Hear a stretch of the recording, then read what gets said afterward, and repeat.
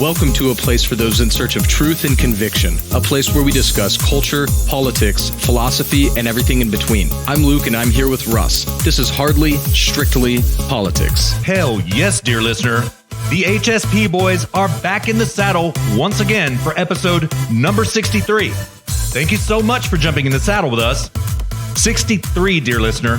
Technically, our Christmas party was episode number 62. So moving on up the trail, we find ourselves here together at the trailhead of episode number 63. Two separate continents, two separate countries, two separate adult beverages just to make it fair, and two separate cups of coffee fee.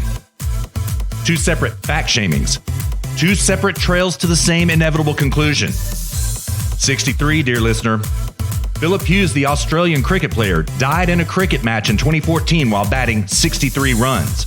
The aircraft carrier number for the USS Kitty Hawk, which Father John and I have both been aboard, is CV-63. 63 is the sum of the squares of the first 5 natural numbers from 1 to 5. Check it out, it's true. 63 scholarships per team in NCAA Division I football. And you know what else 63 is, dear listener? The trail grows longer each and every single week. 63 means we've got 63 miles to ride on this trail right here, right now. So let's not tarry. Let's saddle up and ride into episode number 63, which is in the house presently. Find us on Facebook at Zero Gravity Med. Same thing on Twitter, Zero Gravity Med. Send us email at feedback@zero-gravity-media.com. Subscribe to us on iTunes, Stitcher, SoundCloud, and TuneIn and Podbean, all 5 under Zero Gravity Media. And dear listener, you can also find us on YouTube. Look for Zero Gravity Media and our God tier Zero G logo. Leave us some feedback using the contact form at our website. That's zero-gravity-media.com and zero-gravity-media.com/contact. First of all, dear listeners, special condolences to the people of White Settlement, Texas. There was a church shooting there yesterday with 3 people killed. Dear listeners in White Settlement, mine and Luke's thoughts and prayers are with you.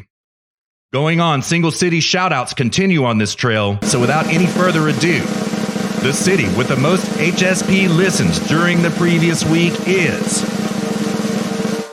Luke, we got a new rider on this trail. Bernalillo, New Mexico is in the house on the trail with us. What do you got to say about that? Man, that is insane. Bernalillo has been blowing it up the past few days. Yes. So thank you for listening to our stuff. And if you have any suggestions or feedback, like Russ mentioned already, send us an email at contact@zero-gravity-media.com. Yes, sir. Yes, sir. Yeah, we were just talking about your town, Bernalillo, just a little bit ago. Luke and I have both been there. It's a pretty comfy place, man. What do you think about it, Luke? It's a comfy little town. That area of New Mexico is absolutely beautiful. Yes, it is. Yes, it is. And so also in addition to Bern, all the time when I was just going to say, I used to drive there all the time when I lived in Colorado. Yeah, right. Yeah, I've been through there numerous times. I would always kind of go up that trail from Albuquerque when I was driving back and forth from San Francisco to Texas. So yeah, I've been up there a whole bunch. It's gorgeous, man. Absolutely gorgeous. So yeah. And honorable mentions before we move too much farther along are Shreveport, Louisiana and Odessa. Thank you, listeners in Shreveport and Odessa. Welcome to the trail. All right. So, dear listener, we're doing a freeform show. It's been kind of a slow news week. We've been blasting the content on Zero Gravity Media, so check us out. We've got all kinds of new content up there. We've got our Christmas show. We've got several episodes of the Shoe Bros Unfiltered. We've got a new show called The Forum, which is John and myself. We've got Bots, Thoughts, and Drops. Now we're coming at you with HSP number 63. It's been a slow news week, and we've talked about all of it already. So we're just going to kind of we're just going to kind of sit here and hang out and just talk about stuff, you know? Yeah, just talk. There's been some developments on things, but nothing. I wouldn't say anything other than the stabbing and the shooting. Yeah, nothing entirely new. Everything has just been sort of developments. Yeah. Boy, that stabbing was something else too. How many people got stabbed? Was it 5, 6, something like that? Yeah. Dang, man. Dang. What is wrong with people? More people were stabbed in that stabbing than people were shot in the shooting in Texas, thanks to the good guy with the gun. Well, it is so true. I've heard several comments, especially from John, to that exact same effect. And it is so true. But like they're already trying to meme this out into these crazy Texan gun owners. You want to see why we need gun control? well, look at Texas. That's why we need gun control. And dude, you're right. I've seen the video. Good guy with a gun, stop the shooter. That's the bottom line. It would have been 10 dead, 15 dead if he hadn't done that, you know? Yeah, totally. And not only that, but the guy was not illegal. The guy was not legally allowed to have that gun anyways. This is the stupid thing. He had like all these criminal charges. He was not legally allowed to have the gun. So we know that what would have happened is he would have done what he did anyways. And then there's just nobody there to defend themselves. And then a bunch of people would have gotten shot. And, it's unfortunate that those who got shot did, but I mean, it's much more. It is fortunate that there was somebody there to stop it. And less people were shot there because somebody had a gun than people were stabbed in the stabbing in New York. That says a lot right there. Absolutely, it does. Absolutely, it does. And, the other thing is, dear listener, refer to our previous episodes. We always make this argument. Gun control is never going to stop bad guys from getting guns. They're going to get the gun illegally anyway. It just doesn't work. And so, I don't know, they try to spin that argument around, Luke, instead of observing the simple fact, this guy, I guarantee you, in the state of Texas, there is nowhere he went and legally bought that gun, for sure, because they check you. You're not just going to go up. Yeah, and not only that, but I mean, there's just so many contradictory things. I mean, I see people on Twitter, and I find I get it. I understand the sentiment, but I find that to be a weak argument because even if it did work, I still wouldn't want gun control because then they're just going to be using knives. And then now, damn it, now I've got to deal with somebody with a knife, and maybe I have a knife, maybe I don't. But it's going to be like London Bridge, where you're having to hold somebody down and put your life at risk, to deal with that. And, we see in China as well, you have these stabbings that elementary schools, they don't have a school shooting problem. They've got a school stabbing problem where like some 55-year-old Chinese boomer will show up at an elementary school and just start stabbing a bunch of kids. This happens all the time in China, So like, what I am against is violence in principle. I don't care if it's gun violence. I don't care if it's knife violence. I don't care if it's lorry violence. I am against, in principle, violence. So and our gun violence went down. Well, okay, great. Our knife violence probably is going to go up then.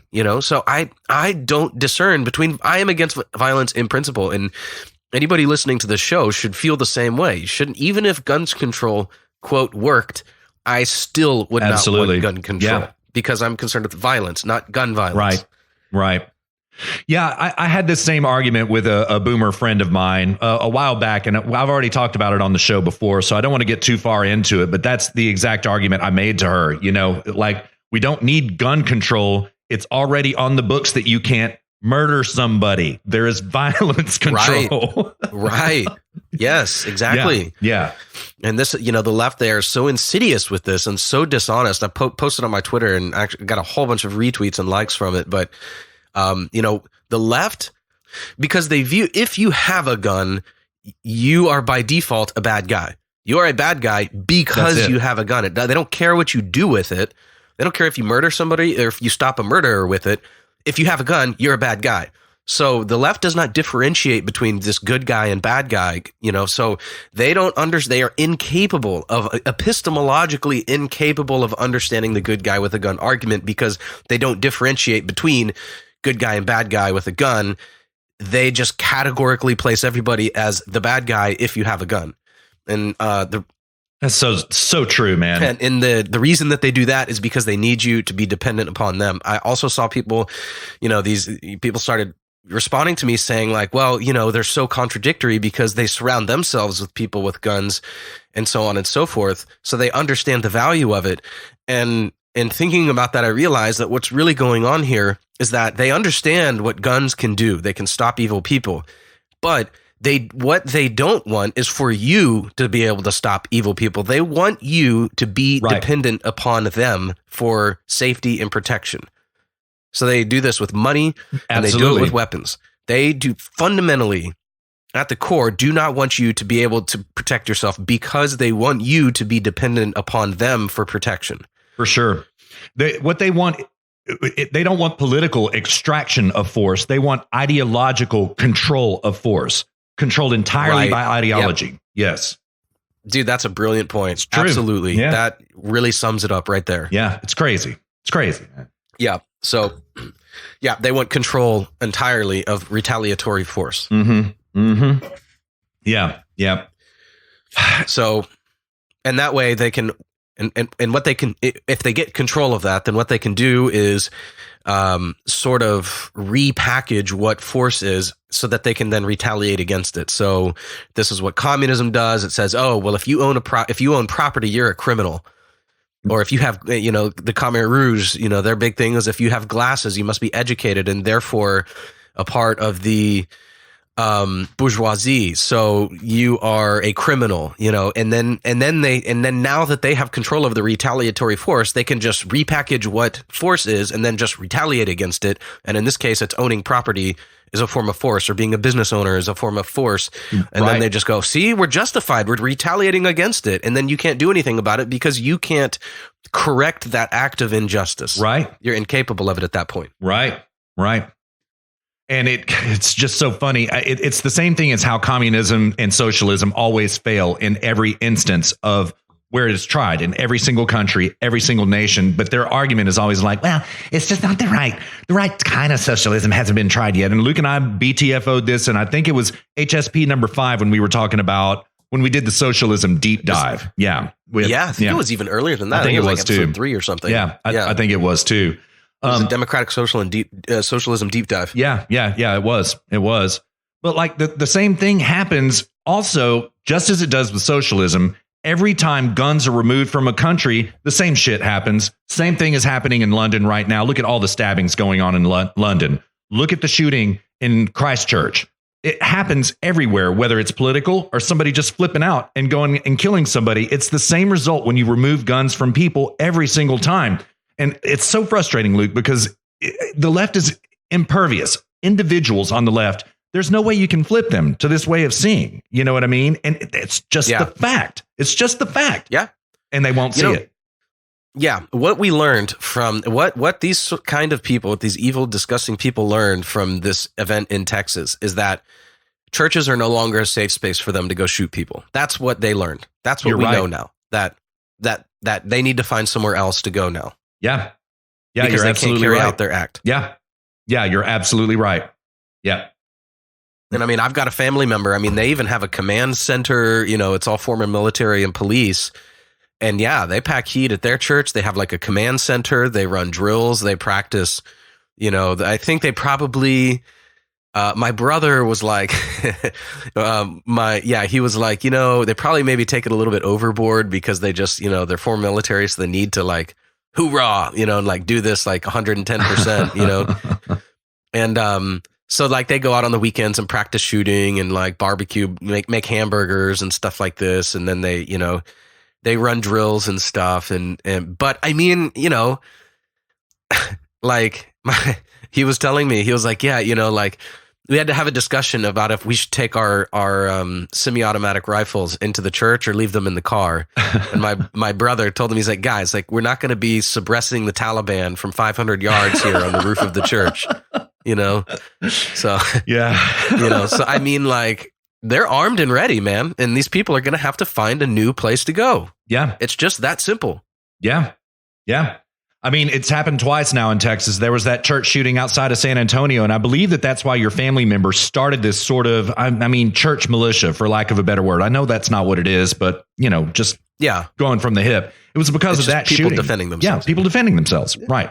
And, and it's everywhere now. So, and totally. Yeah. And like, I was also thinking about this as well. Texas has more gun owners than the 10 largest standing armies in the world combined. Yeah. There are more gun owners in the state of Texas than the 10 largest standing armies in the world combined. And then you think about that statistic and compare that to the fact that 2 people were killed. Right. And this event is so rare for a place so jam-packed with gun owners. It's very unfortunate. I'm not trying to downplay this at all. But statistically, this is an insignificant event when you're thinking about the sheer volume of guns in Texas, the presence of guns. There are areas in Texas where everyone packs heat, and I can assure you their gun violence rate mimics that of the Netherlands. Yeah. I assure you. It has nothing to do with guns. It has nothing to do with guns. Yeah, it's pure malice. That's what it is. Pure malice, hatred. And yeah, you're absolutely right. Very well said. And control. Control. Yes. And absolutely control. Yes. So, yeah, very unfortunate what happened there, but it's, good to see, props to the real hero is, oh gosh, I just had him on my Twitter, Jack. Oh, what was his name? I actually haven't heard his name yet, but give that man a medal, whoever he is. Give him the congressional medal. Yeah, he's actually freedom. running. It's actually pretty crazy. He operates a shooting range. Right. There, I heard that. Yeah. And he's also running for county commissioner there. Oh, wow. Good stuff. Yeah. Good stuff. So, yeah, he's actually running for office. And okay, here we go. I found it. Jack Wilson. He's the owner of On Target Shooting Academy. This is Caleb Hull on Twitter. At Caleb J. Hull. Seeing posts starting to come in that the hero who stopped the Texas church shooter is Jack Wilson, the owner of On Target Shooting Academy. From about 50 feet, he drew his weapon under pressure and fired one shot to the terrorist's swiftly moving head in just 2 seconds. Dang, he got a headshot. Yeah, he did. Ooh, yeah, man. Yeah. Guy's been doing more than play Counter-Strike. Yeah, right. I'm sorry to laugh. It's not a laughing matter, but there is a video of it, and it made the rounds on Twitter. Did you see it? It's pretty gruesome. Oh yeah, I saw it. Yeah, it's awful. I watched it many times because this is the other thing that's really, this is the other thing that's really, God, it's so, I want to say inspiring or white pilling, but I can't use that language in reference to this event. So I just am not going to. But it was. The good thing that came from this was you see all these people getting up. Did you see these videos where these people were highlighted getting up out of their pews with guns? Yeah, I did. People started zooming in and creating, montage, not montages, but like slapping a bunch of cuts together of zoomed in on various people. There's like an old lady who was like, she was drawing in her pew and like getting up, and like there's like 4 or 5 or 6 people. Yeah, that like. As soon as that guy was shot, there were other people, like 4 or 5 other people who had already drawn on him. Right. I mean, we're talking moments notice. And this is an event. I mean, this is something nobody was even expecting. You can see these people. Right. I mean, that guy looks super shady with his black trench coat. And, in these people that you could tell that nobody even was expecting this at all. And within 2 seconds, the guy's dead. 2 seconds. That's it. Yeah. You don't get much better rapid response than that in an emergency. Yeah, certainly not by calling the cops. I can tell you that for sure. And nothing against police. It's impossible for police to police every church. Absolutely impossible. It would take 15 minutes. By then, everybody in the sanctuary is gone. Everybody is, So yeah, you're right. It does. You can't, Mr. Wilson. This is for you. Well done, sir. Yeah, well done. The guns are the difference in this scenario. Guns are the difference between this and Christchurch. Yep. Christchurch is no guns. This is with guns. You tell me which one is a better outcome. Absolutely. Yeah, that's a great comparison, man. Good point. Oh, goodness. Yeah. Well, do we want to move on, man? Yeah, let's do it. All right. Did you hear this latest about our favorite our favorite politician's son, Hunter Biden? Oh, really? No, I haven't. Yeah. The IRS has placed a lien on all of his possessions. Dang. Ooh. He owes like $145,000 in unpaid taxes from the tax year 2015.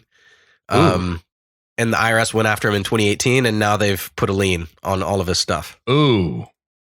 Man, the pot is growing really hot around Hunter Biden and Joe Biden, for that matter. So you know about what's going on with him with the paternity suit as well, right? Had 5 years of tax records subpoenaed. Ooh, dang. Yep, and and not only that, but that they had to see his finances. They subpoenaed his finances, right? And now there's grumblings of money laundering to the tune of like $156 million in Ukraine. Oh my God. Wow. Because they needed to know how much he made to determine how much this stripper gets. Yeah. Yeah. See, Hunter, all you had to do was just tip her. Yeah. Yeah, man. Yeah. Tip your strippers. Okay? Yeah. They work hard. Yeah, absolutely. You're right. Yeah, there are so many ways that he could have handled this better. So many gentlemanly ways to handle it. I mean, first of all, by keeping his pants zipped, that would be great, right? But just deal with her. You know what I mean? Don't try to be shady and do all this propaganda about, oh my God, I'm so broke. I don't have any money. That was front running because he knew she was going to sue him in paternity court. You know what I mean? So it's just stupid. Just pay the woman. Just straight up pay the woman. So, dude, things are getting hot, man. I mean, you're seeing this. You're seeing Pelosi's son, John McCain was determined to have been the middleman between the dossier and the FBI. That's correct. Or maybe it was the DOJ. And I saw on Twitter, somebody did a poll of who's the biggest traitor. And it was like 4 different people. One of them was John McCain, and John McCain had like 76% of the votes. Ooh, God. On Twitter. Ooh. You're seeing Pelosi's son on this board, John Kerry's son implicated in this, and not implicated. I mean, like deeply implicated in this. Right. And there was somebody on the right as well, their son, Mitt Romney's son. No so it's like way. all these. Wow. Yeah, all these politicians' sons were on boards of Ukrainian oil and gas companies. All of them were. Dang. Wow. This is why they don't want you knowing about Ukraine. They do not want us going into Ukraine. This is why they impeached Trump. Absolutely. Yes, it is. Yes, it is. Because this is the downfall of all of them. Well, yeah, there is. Yeah, it is. I agree. And there is reporting by OAN that Lindsey Graham is also implicated in this, that he was, along with John McCain, they were both involved in a money laundering operation in Ukraine. They say they can prove it. We'll see what happens when they do prove it, right?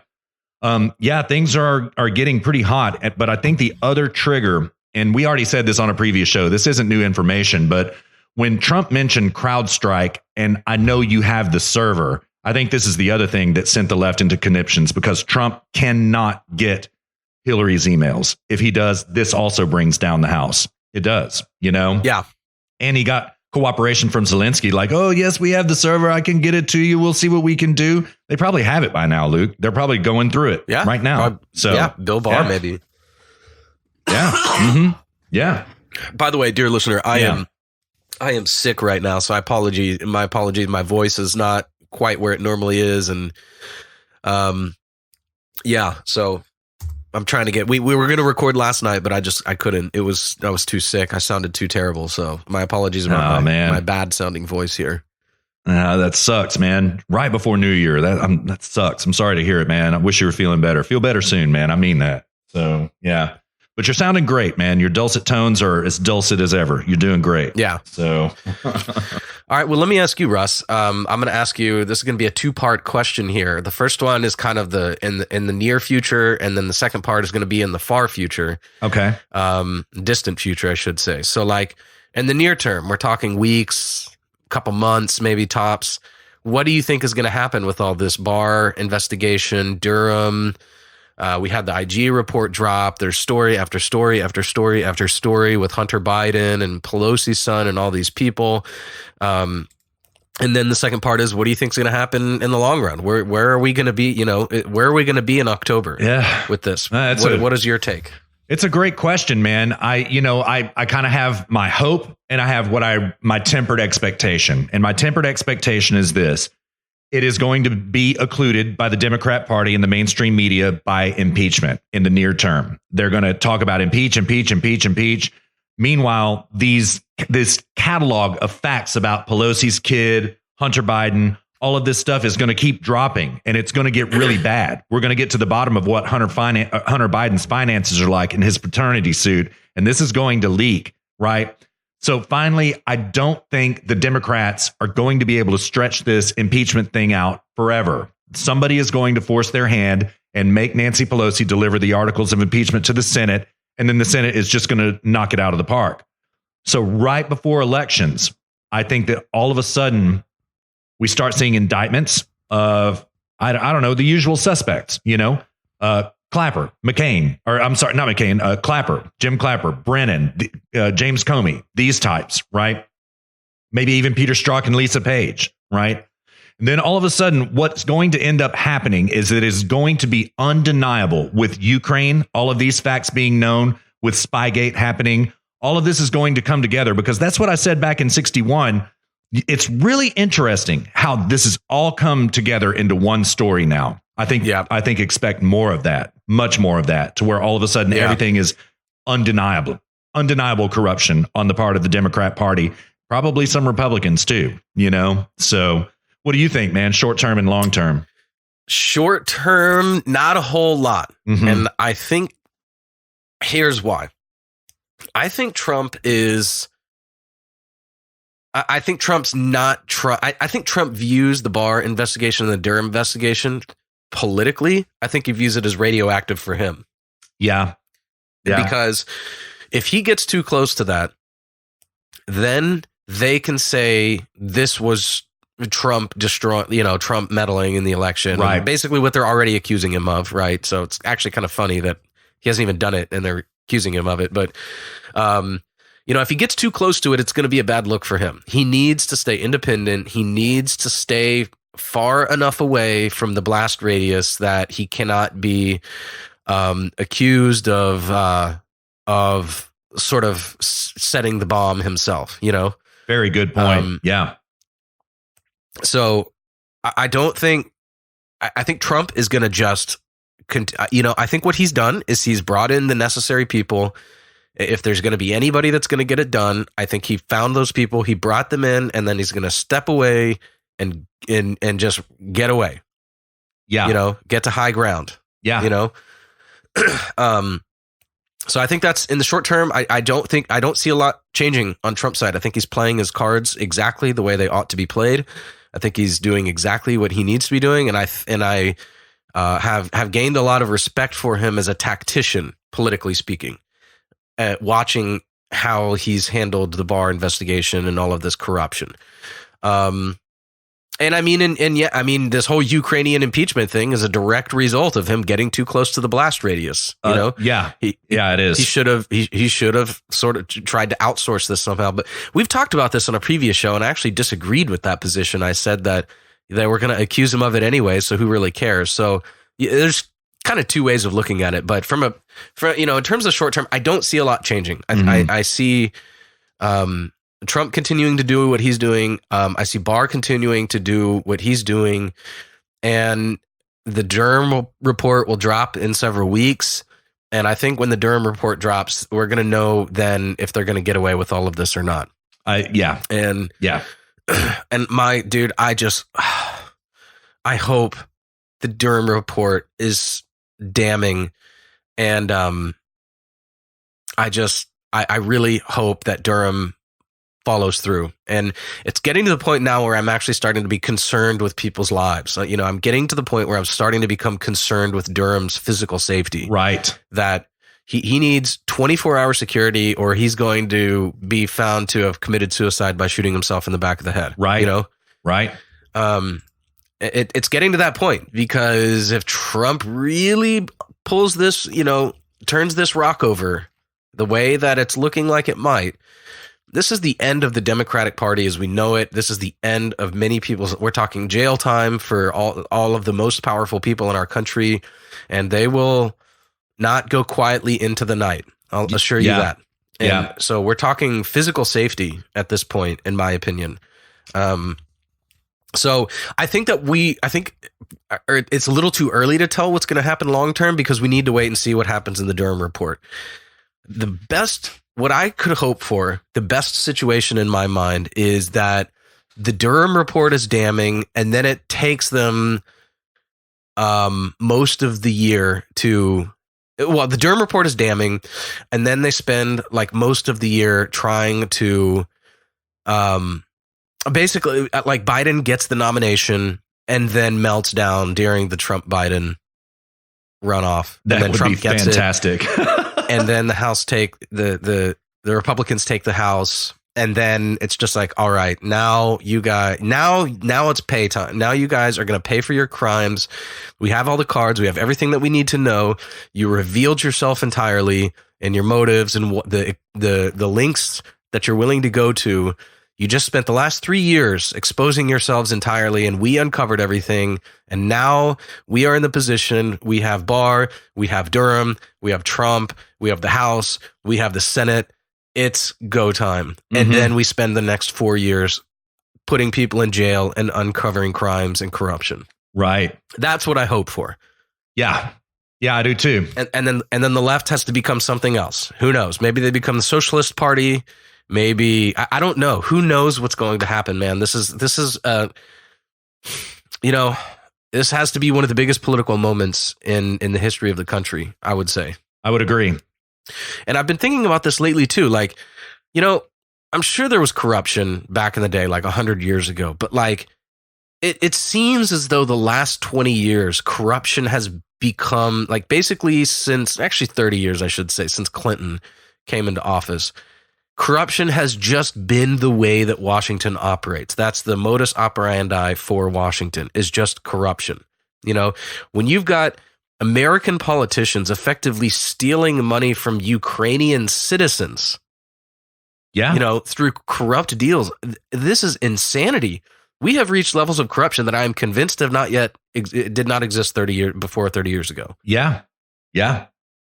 Yeah, I think you're right, man. It's really shocking. And I got red pilled about something that I didn't know about that happened on December the 3rd. This is from the Department of Justice website, and they released a press announcement, and it says this from the top.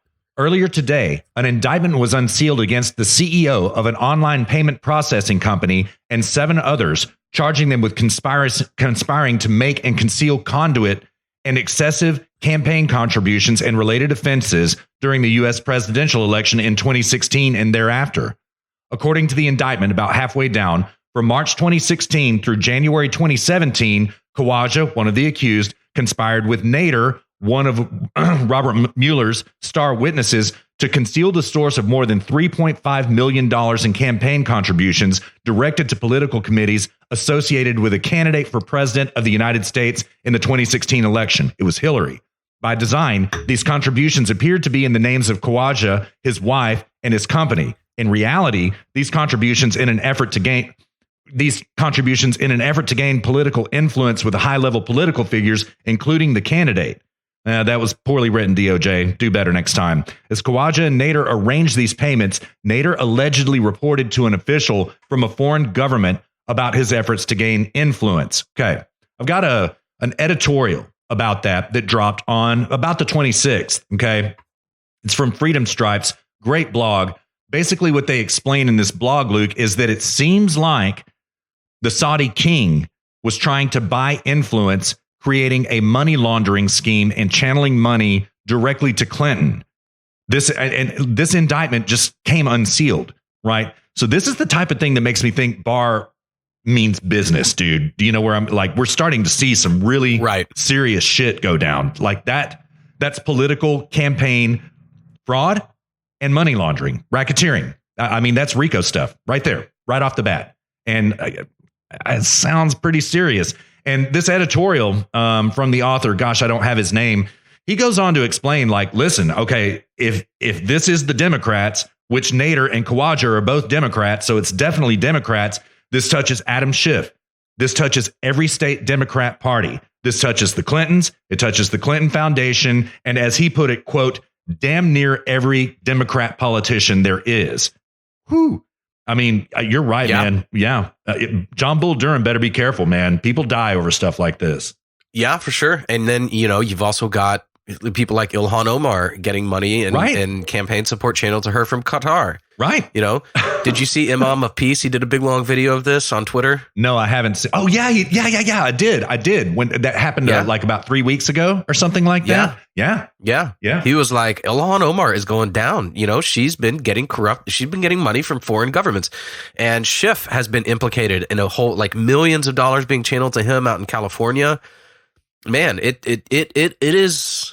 It spreads far and wide. It is actually amazing that the right has been as successful as they are in spite of all the corruption on the left. Right. And all the favoritism.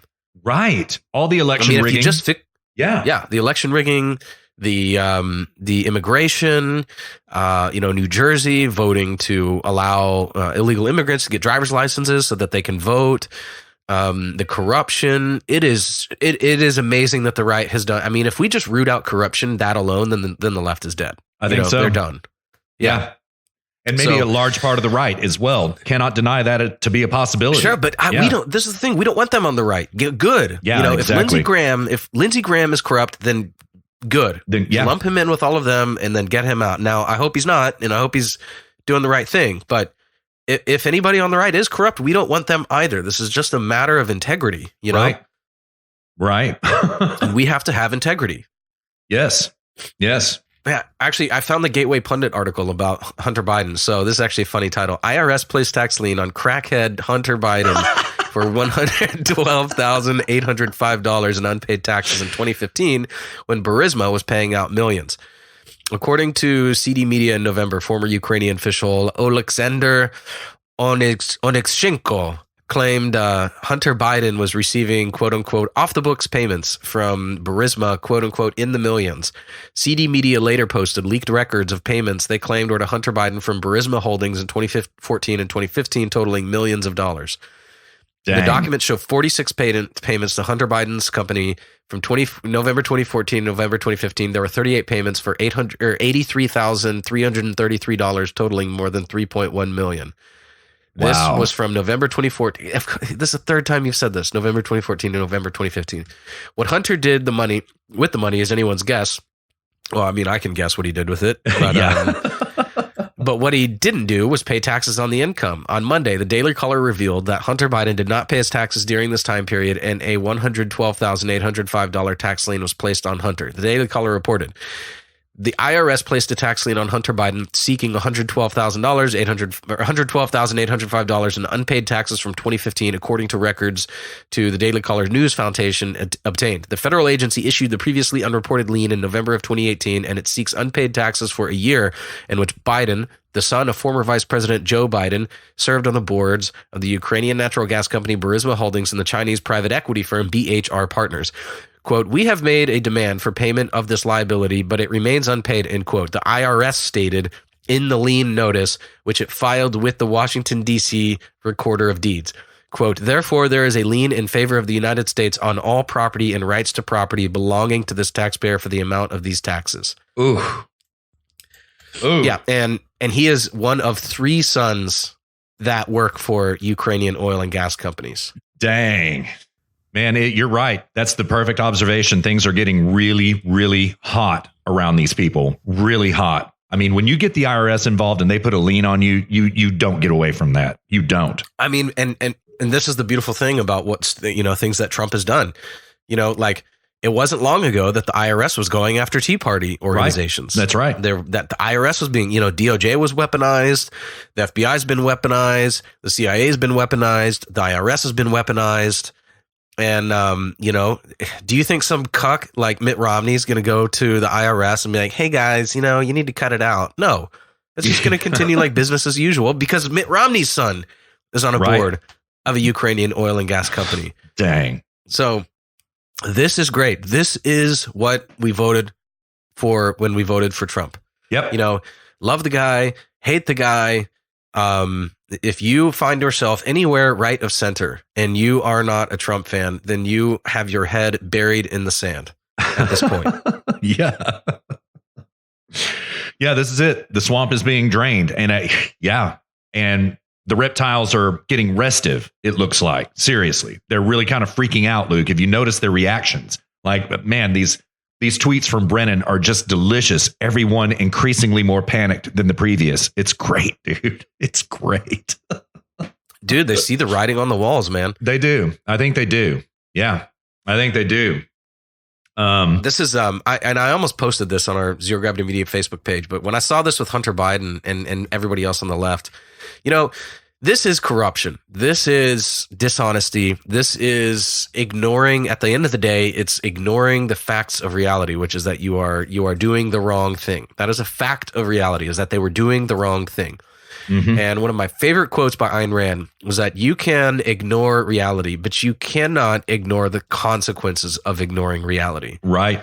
and they have ignored reality, and it is now catching up with them, and now they are experiencing the consequences of all of their evasion for the past several years. Mm-hmm. It's just beautiful. It is, man. Justice is what it is. Yeah, it is. It sure is.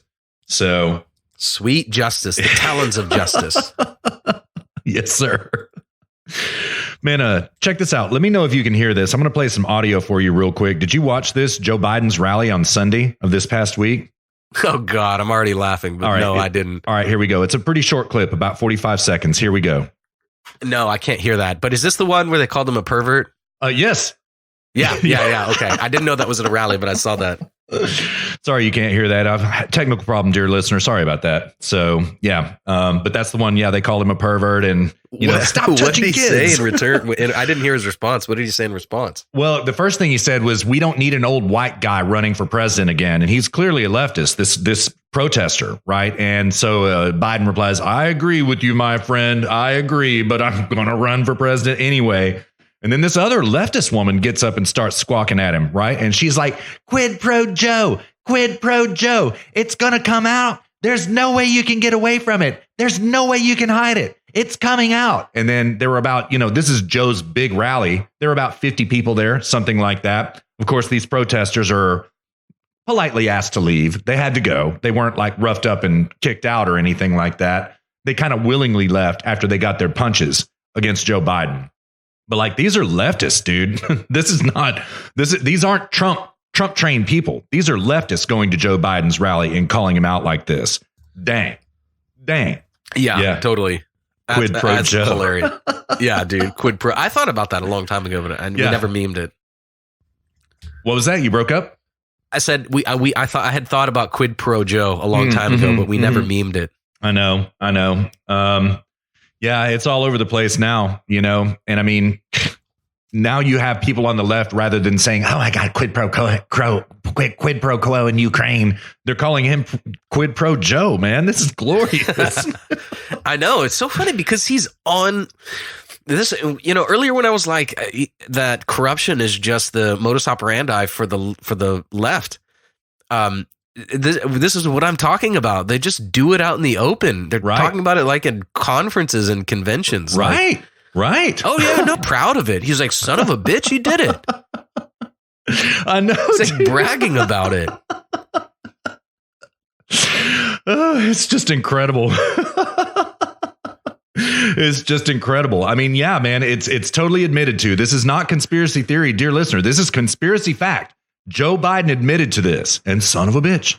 And we called it out right then when it happened, Luke. We did. You know what I mean? So everybody, the rest of the mainstream media was kind of slow to catch up to us.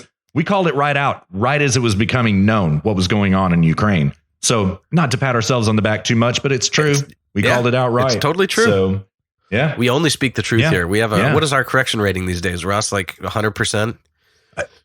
Yeah, I mean, the last mistake we've made is when I screwed up the gun laws thing, and I got fact shamed by dear listener. That's the last mistake we've made. Everything else has been 100% since then. So yeah, we're doing really good.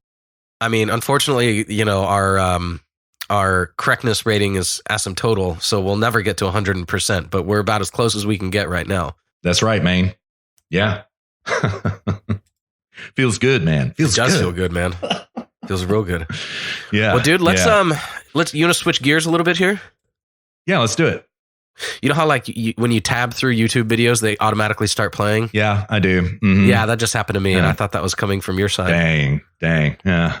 Yeah, this video is actually Tim Pool put out a video. What is today? The 30th, 2 days ago. Uh-huh. Rachel Maddow's fake news reckoning is finally here. Even leftists slam MSNBC over fake news and bias. Did you hear about this? Oh yeah. I talked about it on Bots last night. As a matter of fact, yeah, she's got I think OAN sued her for $40 million. Is that right? Something like that. Yeah. Yeah, and now she's tripping, and she's gonna probably lose her job. I think, Luke. The era of Rachel Maddow is over.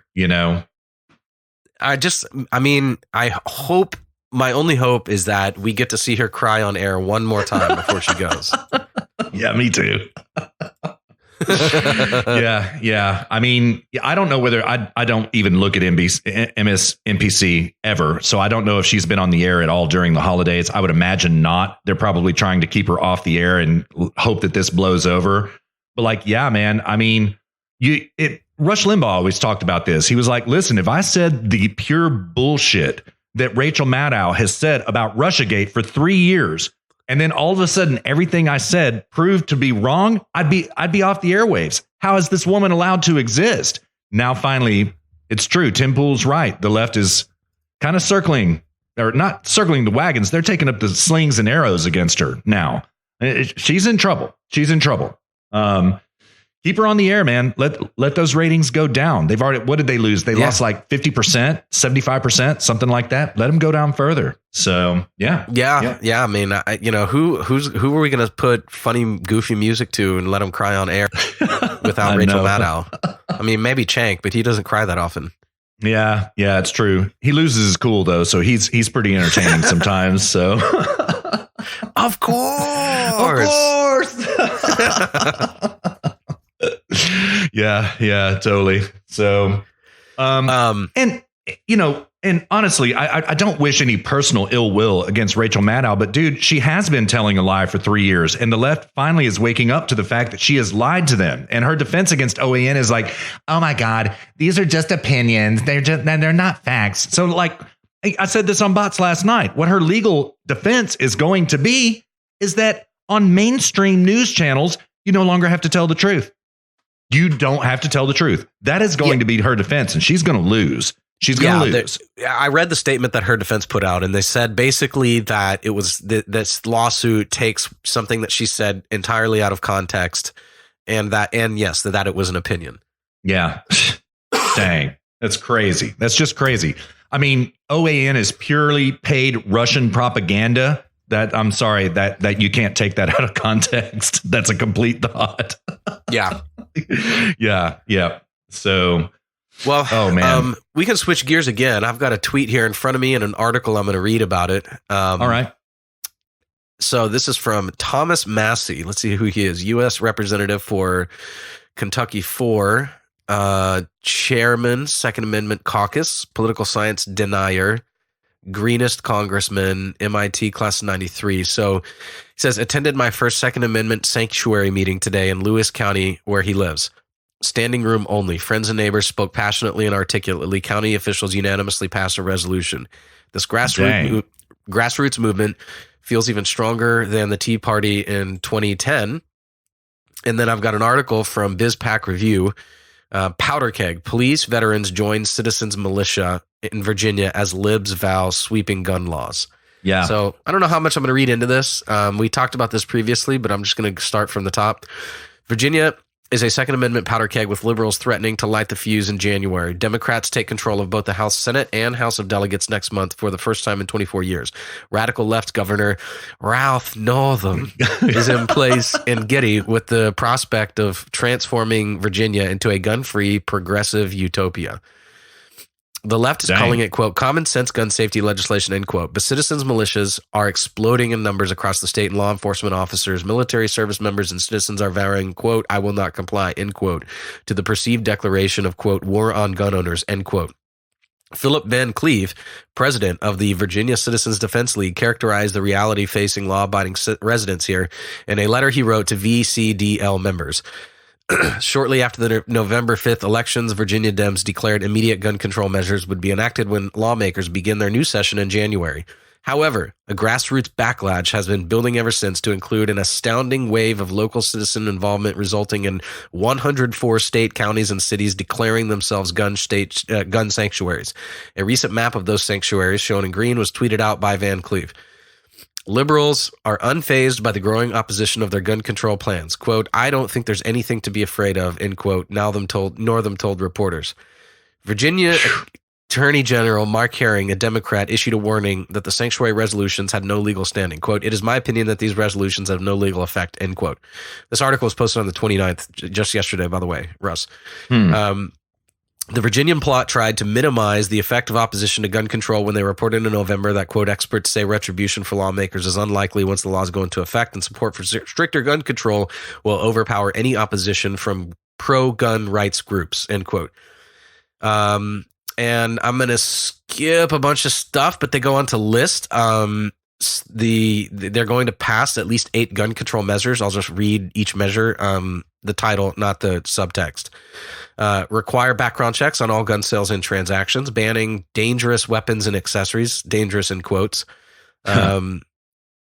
limiting handgun sales to 1 per month, requiring lost or stolen firearms to be reported to police within 24 hours, allowing extreme risk protection orders, i.e. red flag laws, barring people under final protective orders from having guns, making it illegal to quote-unquote recklessly leave loaded unsecured firearms around children under 18, letting localities regulate whether guns are allowed in government buildings. Huh. Dang. It seems like I'd heard something about an assault weapons ban as well, but I guess that would fall under banning dangerous weapons and accessories. Oh, okay. Got it. Okay. So the subtext is that includes what gun control advocates call assault weapons, along with high capacity magazines, bump stocks and silencers, like the one used in Virginia Beach mass shooting. And all of them hasn't defined what quote unquote dangerous or quote unquote assault weapons he wants to ban. Yeah, of course they don't. They want to keep it as abstract as possible until they spring it on, you know? Yeah. Gosh, the audacity of these people is stunning. Absolutely stunning. They're not even sworn into office yet. They don't have political control yet, you know? Yeah. They don't. So, yeah. So there's some sort of some website or something called Law Enforcement Today. And media outlet. And they've been reporting on furious opposition to this. They ran a headline that says police veterans residents join exploding militia. Law Enforcement Today reports, quote, overwhelmed with hundreds of messages from veterans and active members of the military stating, I will not comply, end quote. Dang. So, and in fact, this is actually, they're saying they go on to say that this is actually having an impact around the country. So now they're like, there's other states. So they're saying people in Washington, Oregon, Arizona, New Mexico, and California, they're all forming militias now too. So This is actually the funny thing. It's totally backfiring on the left. All these other states are all going and forming militias now in anticipation of something like this. Yeah, it's true. And the hilarious thing is now it will be a well-regulated militia. There goes that famous leftist argument right out the window. Right. Right, man. Right. There were, before this whole Virginia thing, even before the election in Virginia, before the whole Virginia situation blew up, there were a couple of counties here. They're right around Fort Worth that declared themselves Second Amendment sanctuaries. And it's happening very quickly. And there's a rally called for, it's somewhere in Virginia. I don't know. It's on January 20th of 2020. And dude, there are people from all over the country going to this rally, and everybody's going to have their AR-15s there and stuff like that. I bet it's tens of thousands. The way I see it now, by the time it happens, it could be hundreds of thousands. And dude, first of all, we talked about this. I didn't hear anybody talk about this before we did.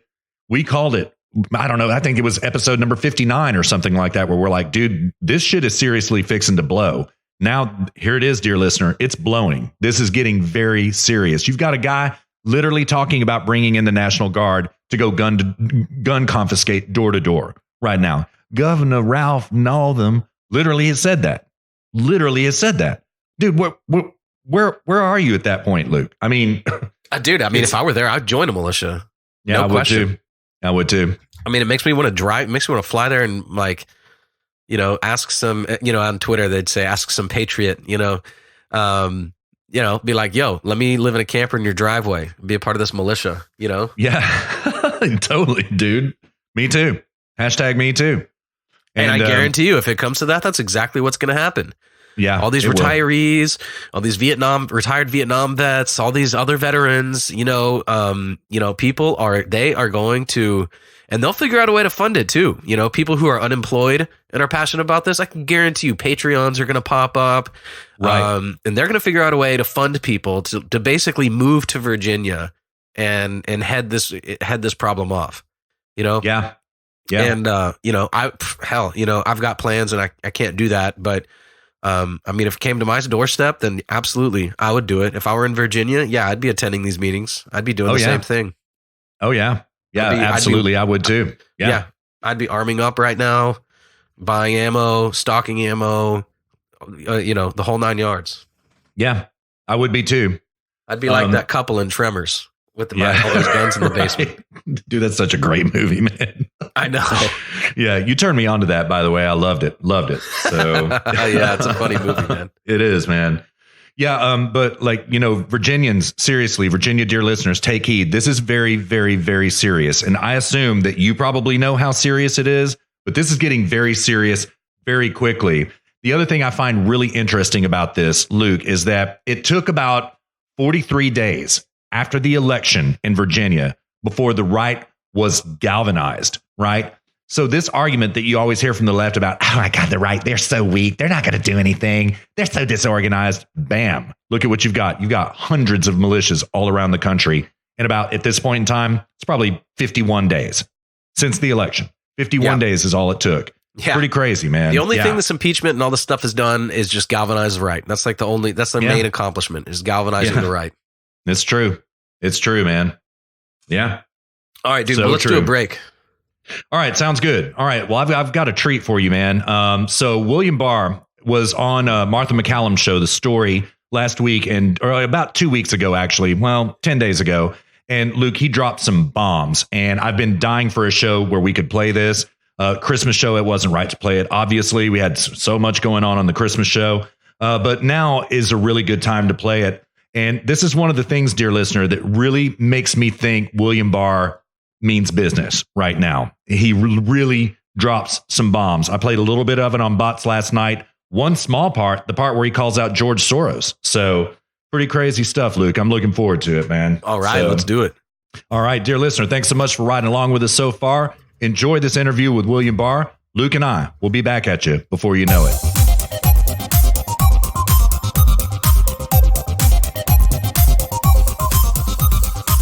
Thank you for sitting down with me today. Thank you for having me. So by the time this airs this evening, it's expected that the president will be impeached by the House of Representatives of the United States. What do you think about that? Well, as I've said, it's a constitutional political process that's underway right now, and the Department of Justice isn't part of that. And so it's premature for me to comment on impeachment at this point. When you listen to the call, do you think that it was perfect, as the president says? Well, I'm not going to get into, if issues come up later and I have to deal with them, I don't want to, be discussing the facts. With regard to Ukraine, which obviously is at the center of this, the impeachment push, Rudy Giuliani just got back from Ukraine again. He's still investigating on behalf of the president there, who may have been trying to get at him in 2016. Do you think that's a good idea, that Rudy Giuliani is investigating that in Ukraine? Well, I'm responsible for the Department of Justice, and obviously I will rely on investigations conducted by the department, and I think that's generally the best way to go. Do you think he's stepping on your turf? I wouldn't say that, but as I say, I think it's in everyone's interest to allow the Department of Justice to do its work and the other U.S. intelligence agencies. He said in an interview that he needed to get Marie Yovanovitch out of the way, that she was going to make investigations difficult for everybody. And he firmly believes that there was a Ukraine conspiracy with the DNC against President Trump. Do you have any indication that there was one? Well, as I've said, I have not looked at all into whatever the Ukrainian aspects are of the 2016 election. I have not gotten into them at all, and I don't know whether John Durham has gotten into them. So, because that is a matter that is potentially going to be covered by the investigation, I don't want to speculate. Are you interested in seeing the evidence that Rudy Giuliani has been gathering in Ukraine? The Department of Justice is interested in seeing all evidence that could be relevant. Does the DOJ have any plan to investigate Joe Biden or CrowdStrike or Ukraine and the DNC server or Burisma? Are any of those on your radar? Again, I don't want to speculate about what Durham may or may not get into. I don't know what he is. But currently, none of those issues are under investigation. I couldn't say one way or the other, but you shouldn't read anything into that. Jim Comey came out after you gave your last interview. You responded to the IG Horowitz's report and spoke out about that. And then he spoke with Chris Wallace, and he said that the 17 mistakes and omissions that were uncovered in the FISA process he attributed it to sloppiness, largely. What do you say to that? I think there's some of them very hard to square with the idea that these were just mistakes and sloppiness. I have said that a number of these episodes leave open the possibility of inferring bad faith or improper motive, but I hasten to add that, as I've said all along, that I've reached no determination on that, nor do I think final determination on that is appropriate until all the evidence is in. The Horowitz himself, in his testimony, I think pretty well summed it up, which is this could be, on the one hand, at the very least, gross incompetence. On the other hand, it could also be improper motive. And he was not in a position to make that call. And that's why we have the U.S. Attorney, John Durham, looking into this. Yeah, and I want to ask you more about that in a moment. Are you surprised that James Comey is so convinced himself that all of this was completely above board? He came out and said there was no treason, there's no spying at all on the president. Well, I think the IG report and the recent letter from the FISA court, I think, pulls the rug out from under that analysis. There was serious misconduct, as the court itself has said.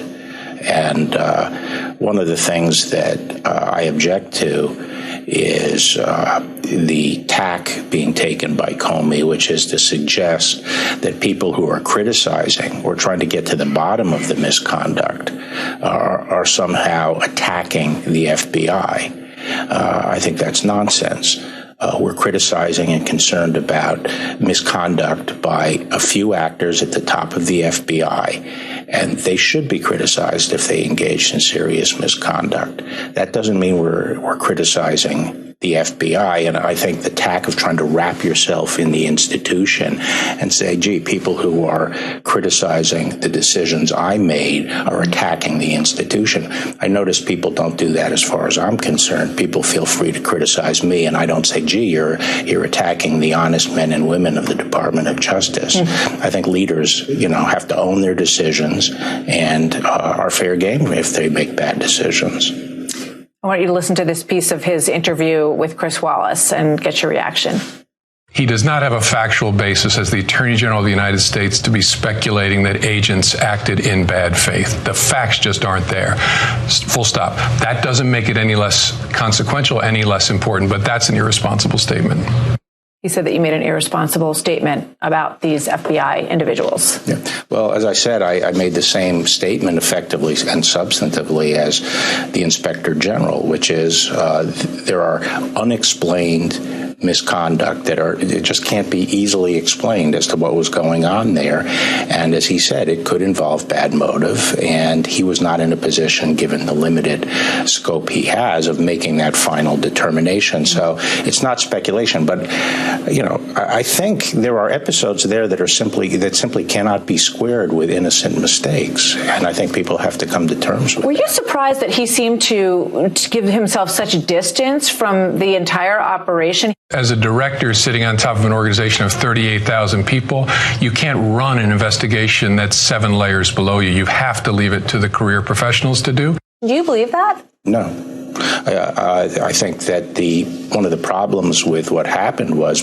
precisely that they pulled the investigation up to the executive floors, and it was run and bird-dogged by a very small group of very high-level officials. And the idea that this was 7 layers below him is simply not true. He also said that he told the president 3 times that he was not the target of the investigation. Do you believe, based on what we know now, that the president was not the target of Crossfire Hurricane, or wasn't one of them? Well, I think effectively the president was being investigated. They were investigating the Trump campaign and Trump associates. But again, as I've said, what happened after the election to me is very questionable, and I think there has to be a lot of focus as to what happened after the campaign. And they learned that their whole case had collapsed, and they really had no basis to take it further. And so we are looking into that. Do you think we need to reform the FISA court system? Some people are even calling for it to be removed because there's no opportunity for the person who's presenting the evidence to have another side make the argument for why this surveillance perhaps should not be done. No, I don't think we need to do anything that radical. I I think both Chris Wray and I take the problems and the misconduct of the past very seriously. And Chris has been particularly proactive in developing a number of reforms that are designed to address that. And I'm evaluating those and considering some additional steps. But I think we can deal with it without throwing the baby out with the bathwater. FISA is a critical tool for protecting the country.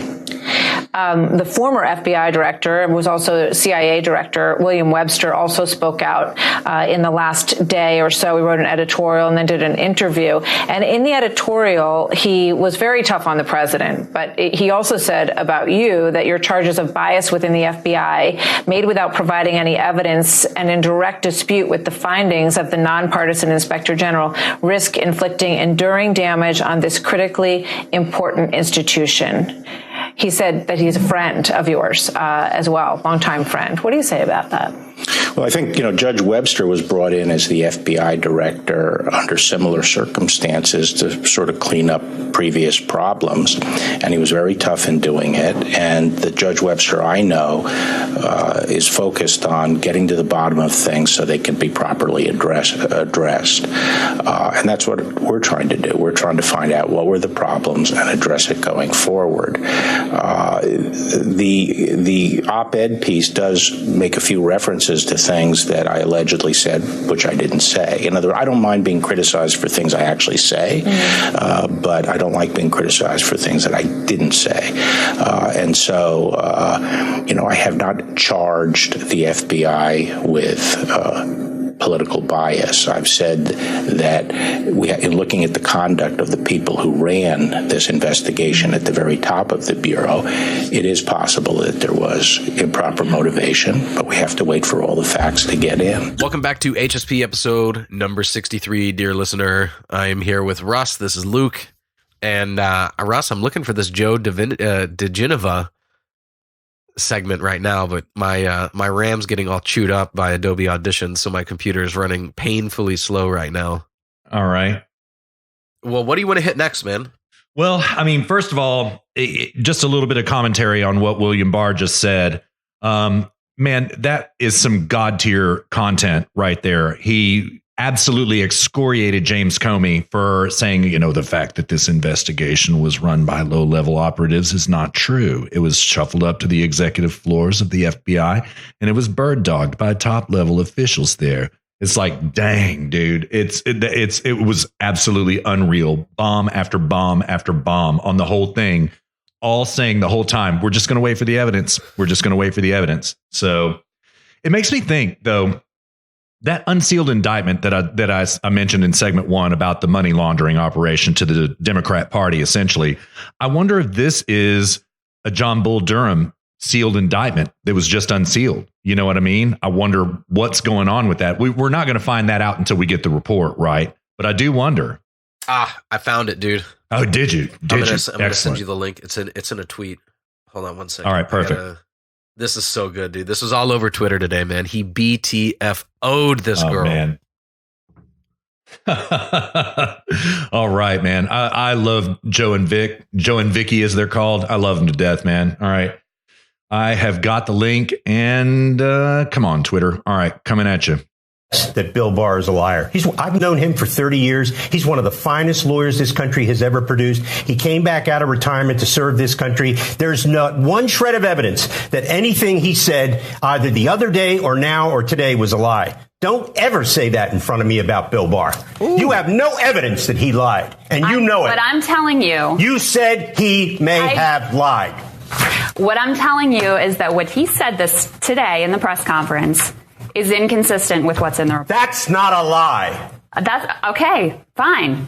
It's not fine. that's You're on the national reality. television calling the Attorney General a liar. I didn't say that. You're You putting words in my suggested it mouth. very strongly. All right, I think we're done here. I think Thanks we for are. joining us. Dang. Oh my goodness. That's great, isn't it? Yeah, it is. I think we're done here. Yeah, I think we are. Oh, goodness. Yeah, man. Joe DeGenova does not take any crap. That's one thing I love about him. There was another interview I heard of his where he was on a radio show, and he was talking about the fact that Rogers, Admiral Rogers, is now cooperating with John Bull Durham in his investigations, and how it's the most significant development ever in this investigation of Spygate. It was God tier, dude. All of his commentary is God tier. But man, God, he excoriated that poor girl. I mean, not poor girl. I don't feel bad for her at all. Screw her. Seriously. You know? So yeah, yeah. Mm-hmm. And of course, she was calling William Barr a liar because that's what the lapdog media does. They have to come out and nip this in the bud ASAP, Luke, because people are getting, like we said in segment 1, people are getting awfully close. The water is getting awfully hot now, man. It is really getting kind of crazy out there. So they've got to take down individuals. They've got to take down the credibility of individuals. I'm glad we have people like Joe DeGenova out there. I'm serious. You know, God tier smart, knows the law through and through, and is willing to stand up for what is right. You know? Yeah, totally. Yeah, that was so awesome. He was like, that is not a lie. She didn't see that coming. Yeah. Yeah. I wonder what it was she was talking about. I mean, I wonder this inconsistency. Oh my God, this is inconsistent with his previous statements. Well, that's probably because, number one, more information has come in, right? But I wonder what it was that she was talking about. If it was just some stupid point, I'm going to look into it, and we might hit that in the next show. Yeah, we totally should. Yeah, dude, did you hear that Judge Collier retired? Yes, I did. And that just happened, didn't it? That like yesterday or something like that. Yeah, it was. No, it was on the 23rd when I saw the 23rd. Yeah. Okay. That sounds about right. What do you think about that, man? I think there's a reason she retired. I think so too. I think the water was getting really, really, really hot. So, red pill us a little bit about who Judge Collier is. Just a little bit. I mean, just some basic facts. Well, she was. I don't have the article in front of me, and like I said, my RAM's getting all chewed up. And dear listener, I'm having computer issues. I've got to I got to format my hard drive, so yeah. I'm kind of. I don't have any show prep in front of me right now, so I'm doing all this by memory. But she was the judge that presided over the FISA warrants, and as I understand it, she was the judge that basically let these FISA warrants get through, that allowed the Trump Tower to be wiretapped, the Trump campaign to be wiretapped, and basically all this corruption happened under her. Yep. As I understand it. That's correct, right, Russ? Yeah, that's absolutely 100% correct. She is also the one who came out with that report trying to put distance between her and the FBI about, like, okay, by January 10th, I want an explanation from the FBI about how all these warrants were signed in by all these 4 people. We need to know what's going on at the FBI. Well, ultimately, she made the decision. Okay. Yes, the FBI probably misled her in the facts, withheld exculpatory evidence from General Flynn, about General Flynn, probably about Carter Page, probably about all of them, in order to get those warrants. But she was trying to put distance between herself and the FBI for that corruption that went on. But the problem is that she's the judge. It is her job to check on that. It happened under her watch. Yep, that's right. That's right. So I agree with you, man. She knows where the wind is blowing, and she was just like, okay, I'm out. I'm out now. Yeah. So all these people are doing, I see all these things, and these are all little mile markers on the trail, dear listener. Yes, they are. Yes, they are. Yep. And so, so tomorrow, I'm looking at her Wikipedia right now. Tomorrow is her last day. And so, dang, did she not only retire? She retired with 8 days notice. 8 days. Okay, I'm out in 8 days. Yeah.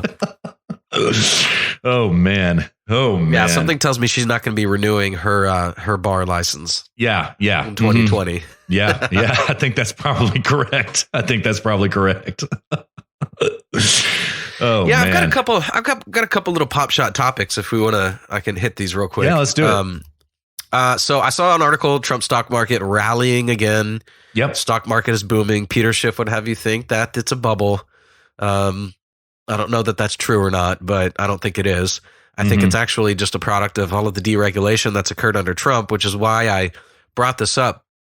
Dear listener, you need to keep in mind when you hear things about, when you read articles about good things that are happening in Trump, you'll notice something. You'll hear a lot of facts. You'll hear a lot of what's.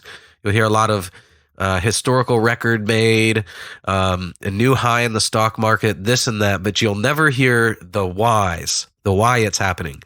Right. And in this case, the whys are things like deregulation, the tax plan, companies funneling money to new hires, R&D, raises, that they didn't otherwise have to pay in taxes. This is why corporate tax breaks are really good for the middle class, because it's the middle class that benefits. That's more jobs that are created. These companies, when they get these tax breaks, they don't just go, oh, cool. All right, let's put this in the sock drawer. No, they go, okay, great. Let's invest in R&D, hire a couple more researchers in this department, so on and so forth. Corporate tax breaks are great for the middle class. So, I just wanted to say that, when you're reading these articles, keep in mind, ask yourself the question, what is the why here? Why am I only getting facts? And the reason is because they don't want you to know why. They don't want you to know that all of this is happening under a deregulatory climate. Right. And tax breaks. They don't want you to know that it's Trump's approach to the economy and the markets that is doing this.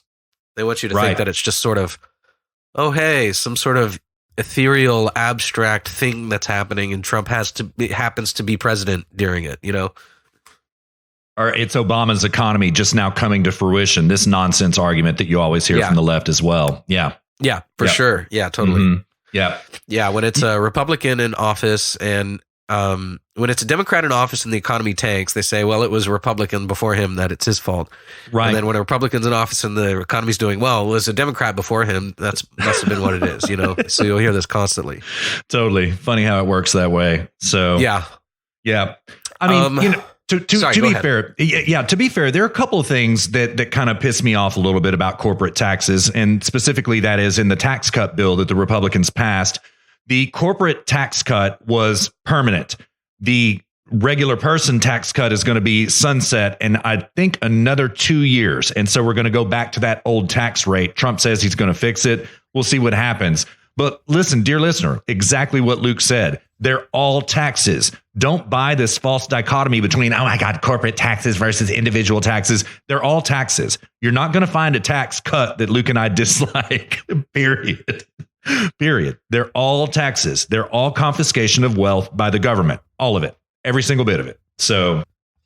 Yeah, for sure. And I mean, this, it impacts you. Have you ever worked for a company? I mean, my company right now, we're going through massive cost savings. And why? Because taxes are going up, energy prices are going up, and we're having to lay people off. It's a struggle to get a raise. Every single hire that our company makes has to be approved by the board of directors of our parent company. So if you want to hire a janitor, the CEO of our company has to go argue to hire a janitor to the board of directors of our parent company. This is what happens when companies are squeezed tight. And that happens under regulation. It happens when energy costs go up. It happens when they have to hire, basically useless positions to satisfy regulators. They have to do all of this nonsense and stuff that is not actually productive work. And this is how an economy grinds to a halt, and you see very little innovation. You see very little innovation coming out of Europe relative to the United States. True.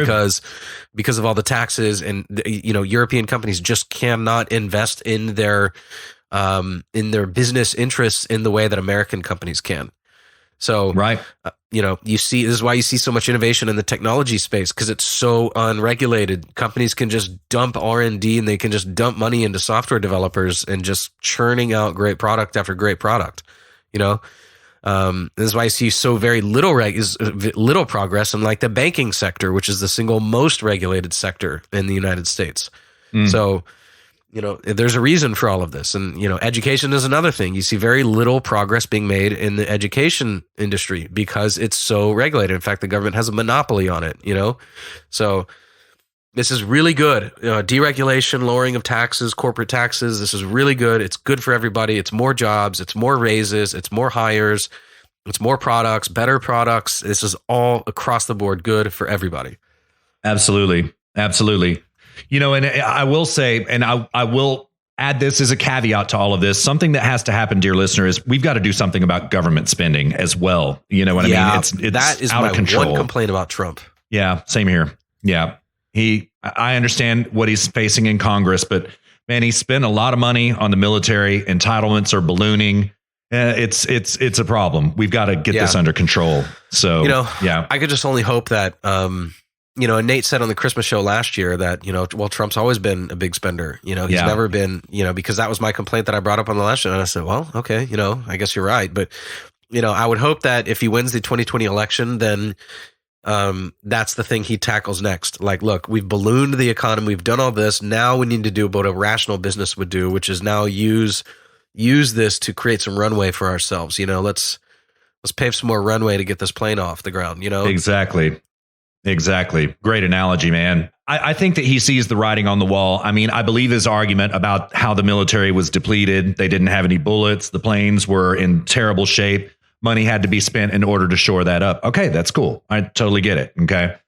At a certain point, the military needs to be rebuilt, right? And he is a businessman, and he's been through bankruptcy many, many, many times. He knows how to deal with it. There's one way you get out of bankruptcy, and that's stop spending. And I think that Trump does understand this, but I'm with you, man. Heretofore, he has spent a lot of money, not as much as Obama or anything like that, but he's spent a lot of money, so. Well, we'll see, and again, like I actually have hope that he's going to do the right thing, that, I see him as being a masterful tactician, and this is too obvious of a problem for somebody like him to not understand. Right. Or to overlook, I should say. Yeah. Yeah. Mm-hmm. I mean, he sees the most minute of tactical wind changes, I guess you could say. It's like, this is a hurricane that's blowing in, the dark clouds are rolling in from, deep into the ocean. There's no way he could miss this when he can feel even the slightest breeze, it seems, Right. Not to mention that really good Republican senators and Congress people have his ear. People like Rand Paul, like Ted Cruz, who totally get this government spending for problem. Sure. Yes. Yeah. So this goes back to segment one, or there weren't segments, but the beginning of the Christmas show when we talked about Trump has found himself in the midst of the caucus, the Freedom Caucus. Yeah. He's figured out that those are his real friends here in all of this. Those are the only guys around him that are principled, that are going to stand by, and again, Trump's a tactician. You can say he's pragmatic or whatever, but he's looking at this and he's thinking like, hey, this is my crew here. So we've got their birdies in his ear about all this stuff. Like, hey, Trump, you're doing good here. You're doing good there, but this is a problem. And he's going to listen to it, Yeah. So this is great. We've got basically a Tea Party president, because that's what the Freedom Caucus is, the political manifestation of the Tea Party. It sure is, man. So, I mean, he's not a Tea Party president, but we have the Tea Party surrounding the president is basically what it is. And he's listening. He's going to listen, And this is why I say this has to be a multi-staged effort, I think, on Trump's part. I think Trump is probably shifting gears. He's probably going, okay, we have ballooned the economy. We've got the engine started. Now, my second term, we are going to focus on cutting spending. We've lowered deregulations. We've gotten the economy up and running. Now is the time where we cut spending and we just start hacking away at this debt. I'm hoping, and I'm guessing that that's his approach. I'm going to make a prediction here, Russ. Maybe I'm wrong, but I'm guessing he's going to campaign on, it's time to shift gears. We got the economy up and running. We're doing well. Now it's time to hack away at this debt. Yeah. Yeah. I'm not going to say, I agree with you. I think he will. Talking about spending reduction in an election cycle never is popular. So he might wait until just after the election. But actually, with his base, I think spending cuts at the government level are very popular. And I think he's got his ear to the ground about that too. So he For might. sure. Yeah. I agree with you. I mean, let's be honest. His base is going to go after whatever. True. Whatever, you know. I love Trump's base, man. I've been having so much fun on Twitter with Trump's base lately. That's awesome. So, that's awesome. And I mean, man. I'm among them, you know. Going to that Trump rally, I was like, man, this is like really white pilling. And so, yeah, I kind of feel like I'm in a community now. It's kind of cool. Yeah, it is cool. It really is, man. Yeah. Yeah. Dear listener, I am so sorry. I sound so sick right now. and frankly, I am. But yeah, sorry, brother. But, I'm trying to work through it over here. So, all right. What else we got? Hunter Biden accused $156 million Ukraine money laundering scheme in court filing. This is a Zero Hedge article. I mentioned this briefly, but I actually ended up finding the article. Filed by private investigator Dominic Casey of DNA Investigations on behalf of London Alexis Roberts, with whom Hunter fathered a child. Monday's, quote, notice of fraud and counterfeiting in production of evidence, end quote, alleges that Hunter Biden and associates Devin Archer and John Kerry's stepson, Christopher Hines, engaged in a money laundering scheme which accumulated over $156 million between 2014 and 2015, which would actually coincide with why he didn't file taxes that year. Right. According to the document, Biden, Archer, and Hines became directors of consulting firm Rosemont Seneca Bohai LLC in order to, quote, conceal their family members and ownership, end quote, establishing financial accounts at Morgan Stanley and China Bank, the latter of which was used in a money laundering scheme. And they've got the documents and everything here. I mean, dude, this is getting so obvious, blatant. I don't know how anybody on the left at this point could not see this and just understand straight away, like, wow. Yeah. Yeah, it's just straight up intellectual and political dishonesty. That's really what it is. So, I've got one more article here, Russ, and you may have seen this. Actually, before I do this, let me do this. I saw an article about Bernie possibly winning the nomination. It was a Politico article.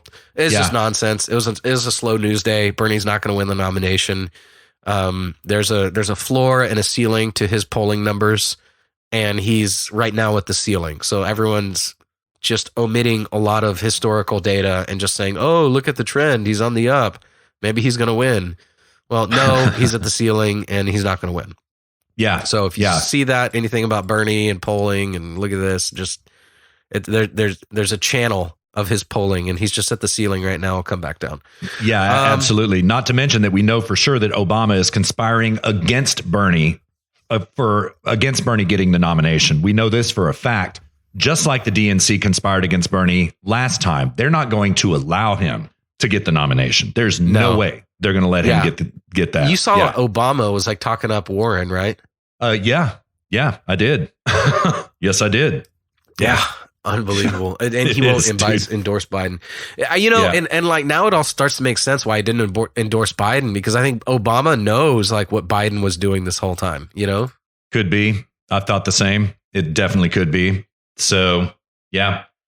And, it's unbelievable. It is unbelievable. And it may be that this kind of went on maybe with Obama's participation as well, at least knowledge. And so he wants that heat off of him. And if Biden gets the nomination, he is going to be very closely scrutinized by his own fellow travelers, not by us, by his own fellow travelers as well. So, just like what we saw in that rally. Same thing.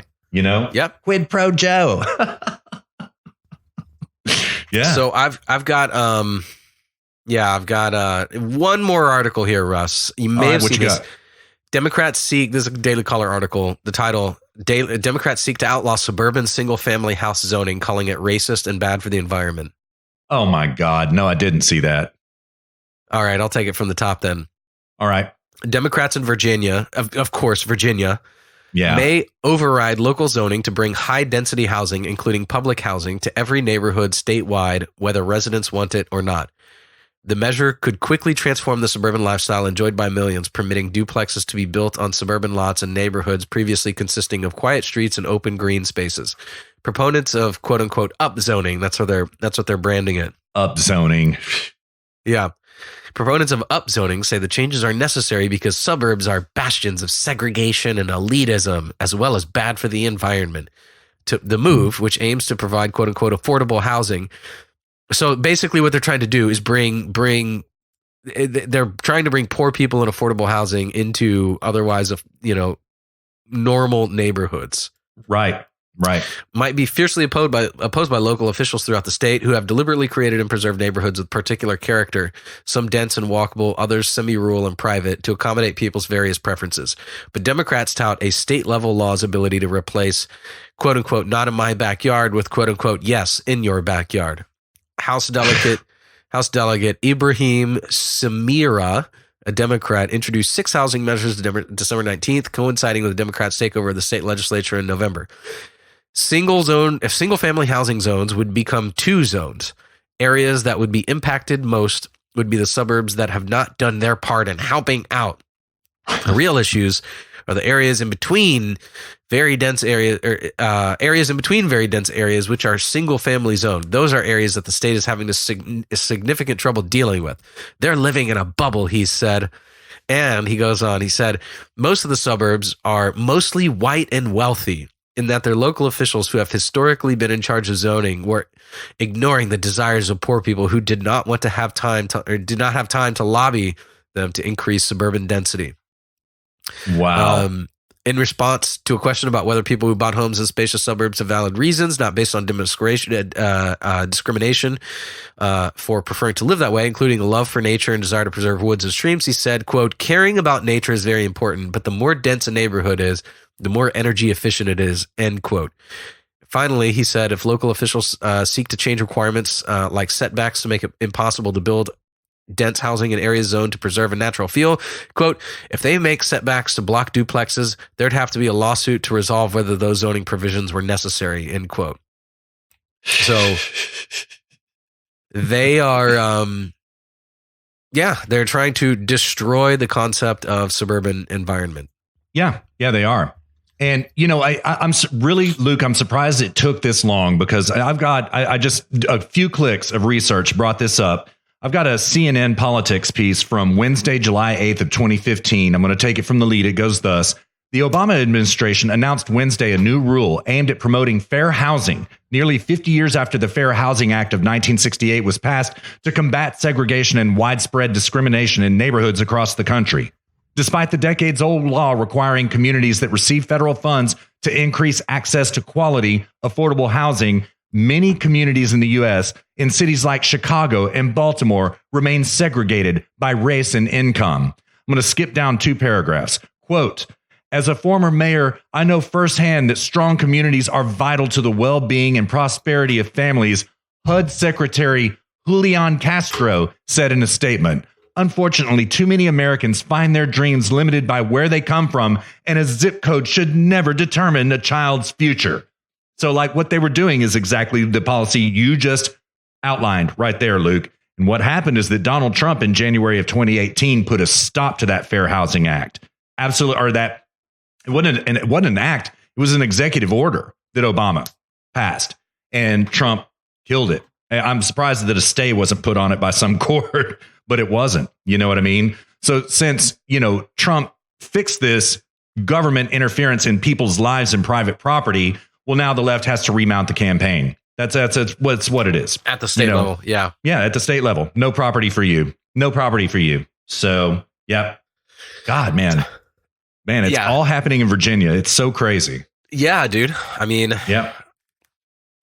I mean, this is Civil War type stuff. You come for the guns, you come for the property. What else is left? Right. And, once again, leftists don't underestimate the fury of the right about measures like this. Don't push too far. Luke and I have always said it. Just stop right now. Don't push it too far. Yeah, I mean, the thing is that if they do this, these neighborhoods, these new homeowners, their houses are probably going to turn upside down in terms of their financing, because the property value is going to plummet. So they've got a loan for a $350,000 house that's now worth $200,000 because they're surrounded by low-income duplexes. Right. It's going to destroy their property value. Absolutely. Yeah. Yep. It happens all the time wherever these policies are enacted. All the time. I see it everywhere. So all that's going to happen is these people are going to see the writing on the walls. They're going to say, holy shit, I don't want to lose $150,000 of property value. They're going to sell their house. And then someone else is going to come in and basically they're going to destroy the neighborhood. The whole neighborhood is going to become a dilapidated ghost town, riddled with crime. The police are going to be stretched thin, and it's just going to be another poor neighborhood with broken windows, graffiti, and crime. That's all it's going to become, because everybody sees the writing on the wall, and they're going to leave. They're going to go somewhere else. And in this case, it's unfortunately probably going to have to be somewhere outside of the state of Virginia. Yeah. Yep. And, you know, and they call this phenomenon right here white flight, right? It's not white flight. It's seeing where the wind is blowing and realizing, oh, my God, I don't want to lose 100. Right. That's it. It's wealth flight. That's it. Because these neighborhoods, dear listener, these suburbs are not full of just white people. They're full of Indians and Asians and black people who want to be left alone and have enough money to live in these suburbs. It has nothing to do with race. And this race baiting argument that was applied by Obama and now Virginia takes up the mantle of it is just disgusting, man. It's absolutely disgusting. And I promise you what's going to happen, right? You start doing this, black folk are going to flee that neighborhood. Asians are going to flee that neighborhood. It's not just white people, it's money. That's what it is. That's what it is. Luke hit the nail on the head. It's disgusting, man. Yep. Yeah, and then like not only that, but in concert, taking away their guns. So it's like we're going to surround you with, with the poor, and then we're going to take away your ability to defend yourself. And I'm not saying that like all poor people are violent. That's not what I'm saying. But I mean, let's be real here. You know, where is the crime? It's in poor areas, and this happens. This is the United States. This is in other countries. This is just empirically observed evidence that it's the poor areas where you have high rates of crime. Okay, so basically they're attempting to turn these into high crime areas and then take away your guns so that you can't defend yourself. Yep, there it is. That's exactly right. All at once. Man, that's how talk about a recipe for people fleeing the country. Just wealth just evaporating out of that state. Right. Yeah, that's what will happen. And I don't know, man. Virginians are pretty sick of it. They won't sit there and abide it, or things are going to blow up in unpredictable ways. That one of the two is going to happen. So, yeah. But like it just, again, Luke, it blows my mind. These people aren't even sworn into office yet. And they're talking about, we're going to do this. We're going to come for your guns. We're going to invade your neighborhoods. We're going to take away all your property. We're going to deflate your housing prices to a fair level. And dude, they don't even have political authority to say this crap yet. And they do it anyway. Do it anyway. So, and you know, this is the importance of the Electoral College. This is why we have the Senate. This is why we have the Electoral College, because this exact thing would be happening at the national level. You've got the cities, the urban city centers, voting in mass numbers, outvoting the people in the countryside. And then the people in the countryside are the ones being screwed by all of this. Yes. So people in the city are screwing the people in the countryside. And this is exactly what would be happening at the national level if we didn't have the Electoral College. This is why people like Elizabeth Warren and the Democratic Socialists are going after the Electoral College at this point, because they know that their policies are never going to work unless they get rid of the Electoral College, and then they can just have tyranny over everybody who does not live on the coasts, in the urban city centers. Yeah, pretty much. This country will be governed, that the United States will be governed by New York City, Chicago, and then the West Coast. That's it. Yeah. And New York City, Chicago, Washington, D.C., and the West Coast. That will be what is happening with our politics if they successfully get away with doing away with the Electoral College. What is happening in Virginia is what will be coming to your doorstep without the Electoral College. Yeah, that's right. That is right. Yeah. And the scary thing is we already covered this in a long ago show, man. I think it was in the 30s or maybe early 40s. Some states effectively are nullifying the Electoral College in their states, saying that what they are going to do is cast all of their electoral votes with whomever wins the popular vote. Right. It's 14 states now that are doing this lunacy. They are effectively nullifying the Electoral College. That needs to get to the Supreme Court, man. Will that be something that goes to the Supreme Court? There is not a lawsuit that I know of about it yet. There would have to be a lawsuit brought first, right? Yeah, this just seems so like just so egregious that I can't imagine a lawsuit not being brought up about something like that. Yeah, same here. Same here. But again, I return to my previous premise. The glorious thing about it is that, let's say Trump wins the popular vote and California's electoral votes all have to go to Trump. They'll rescind that law in minutes. You watch, dude. That would be hilarious. Yeah. Yep. Or like 1 month before the election, Trump makes some like sweeping executive order that ID laws or something for voting. Yeah. Yeah. Yeah. Which I think is something he should be looking at. To be fair, I think that needs to happen. Yeah, totally. Mm-hmm. I think that needs to happen. So you want to talk about election rigging and tampering with the election outcome? Absolutely. Yeah. Yeah. It's so funny. I was talking about that very thing just on Bots last night, man. That's what these driver's license laws in New York and New Jersey are about. Dear listener, that's all it's about is the vote. That's it. Election rigging. That's it. Yeah. All right, dude. Yep. Do you have another audio break or do we want to jump into GBS? Yeah, let's just do a GBS, man. What do you say? Yeah, let's do it. All right. So dear listener, what we've got here is this is a clip that Luke just found. It came out just about 3 days ago. It is by Steven Crowder, and he has a series on YouTube that is called Prove Me Wrong. It's really great content. Steven Crowder does great work. Much respect, Mr. Crowder. The title of this video is Affirmative Action is Racist, Part 2, Change My Mind. And I'm going to read the blurb that Steven Crowder put up for it. In this second installment, Steven has 3 more conversations debating affirmative action, including a UT professor of hip hop. Professor of hip hop. I did not know such a thing exists, but apparently at the University of Texas, it does. So anyway, I'm really looking forward to this content, Luke. I think that this is going to be great stuff. Steven Crowder really holds his own in these debates that he gets into. Even though he gets shrieked down on these college campuses, he really holds his own, man. He does really great work. Yeah, I agree, man. Let's jump right into it. All right, let's do it. So, all right, the whole video is 1 hour, 22 minutes. I say we kind of jump in, kind of past the intro and all that kind of stuff. What do you think? Yeah. That sounds good. Yeah. All right. 15 minutes is looking pretty good. How's that sound to you? Yeah, sure. Let's do it. All right, here we go.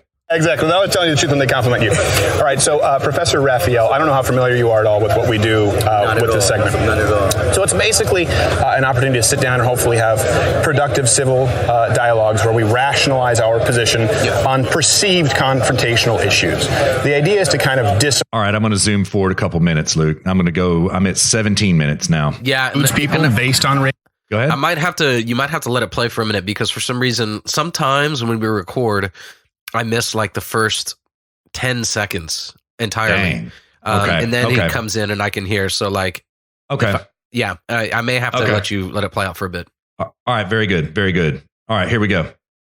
Or excludes people based on race. Notably, Asian Americans have been disproportionately affected by affirmative action negatively. I'm sure you're aware of the lawsuits that are happening at Harvard. So I understand where you're coming from, and I think that it's a virtuous goal to want to correct the wrongs of the past. I don't believe that the right way to do that is to then implement more systemic discrimination, whether it's against Asians, white Americans, Mexican, black Americans, whatever it is. And I also would argue that it has not been effective in achieving the results that it wants. So even if it's a virtuous goal, if we agreed that this idea of sort of, to use the term as someone used earlier, reverse discrimination now against other people with preferential treatment for black Americans, if we agree that that is morally correct, it still hasn't had net positive results. And in many ways, it's had net negative results for black Americans. Right. I can't agree with that. And God, you can or can't? These are... okay, very nice. I agree with good. that a little bit. And I have to go back to some basic... Russ, are you there? One of them. Yeah. Sorry, man. Sorry. Yeah, no worries. Dude, these are the cookie arguments, and this is why the right...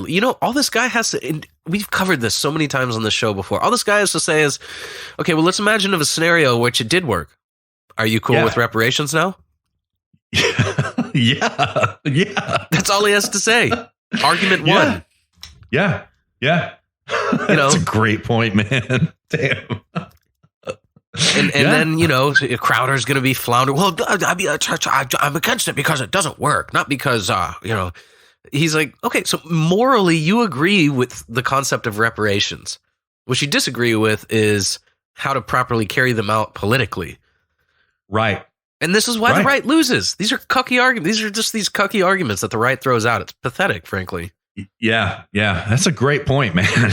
It's a really good point. So, oh, man. I'm so disappointed now. I was really liking where Crowder was going with this, man. But you're right. So, oh, man. Huh. Yeah, this is why you have to be principled. You have to have moral principles that are guiding your political thinking. Right. And then it clears all the stuff. It's clean. It clears it all up. Yeah, absolutely. Well, do you want to hear what the gentleman says back to Crowder about this? Yeah. Maybe go back a few seconds. All right. Yeah, you bet. So I can hear his full response. Okay. All right. Here we go. Coming at you. Treatment for black Americans. If we agree that that is morally correct, it still hasn't had net positive results. And in many ways, it's had net negative results for black Americans. Right. I can't agree with that. And you can or can't? I can. Oh, okay. Very nice. I agree with good. that a little bit. And I have to go back to some basic run-of-the-mill statements. Two wrongs don't make a right. Right? But at the same time, man, there are, because I agree with what you said, it has not made a major difference. Right. It only benefit people, a certain percentage of people, which then still leaves a chunk of those people out. So it doesn't allow everybody that same kind of privilege, so to speak, right?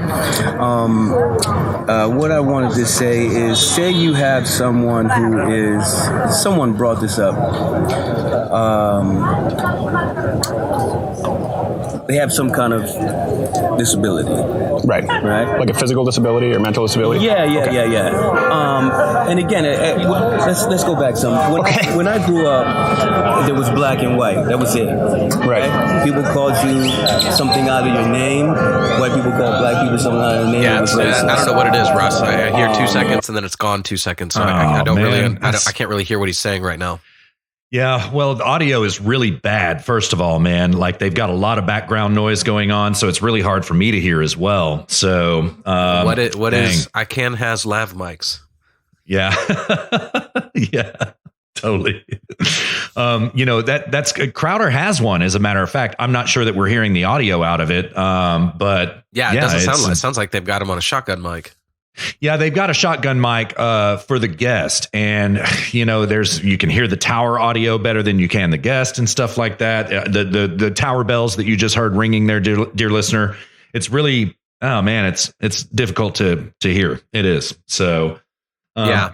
I mean, the funny thing is the guy's like, I can't agree with that. The reason he can agree with that, like can, C-I-N, not can't. Mm-hmm, right. The reason he can agree with that is because Steven Crowder already agreed with him.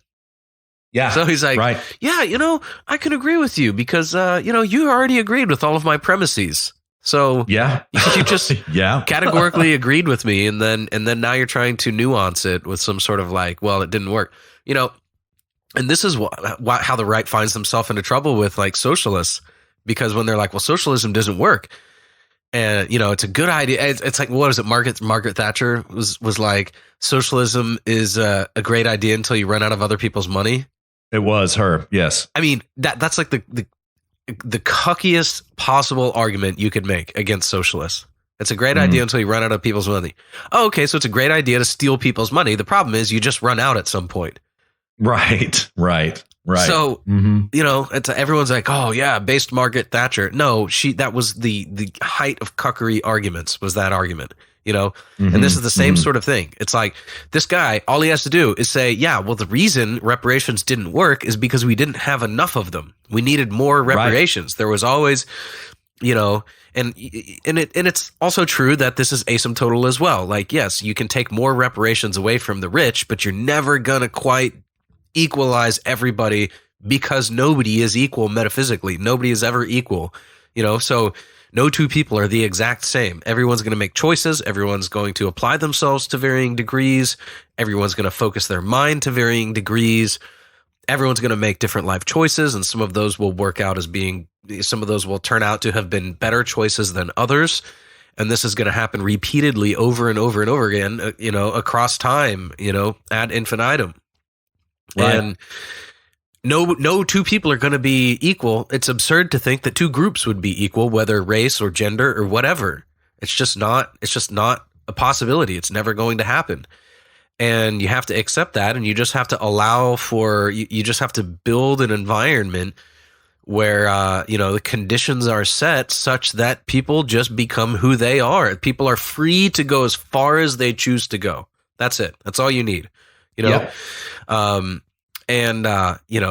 all this guy has to say back to him is, Steven Crowder is just, okay, well, no, I mean, I'm glad we agree that, in principle, reparations are virtuous, and I'm not even sure if they're not talking about reparations. They're talking about affirmative action, but reparations are just a concrete manifestation of affirmative action, right? Right. So it's a little bit easier to work with here. But he's like, I'm glad we can agree that affirmative action is virtuous.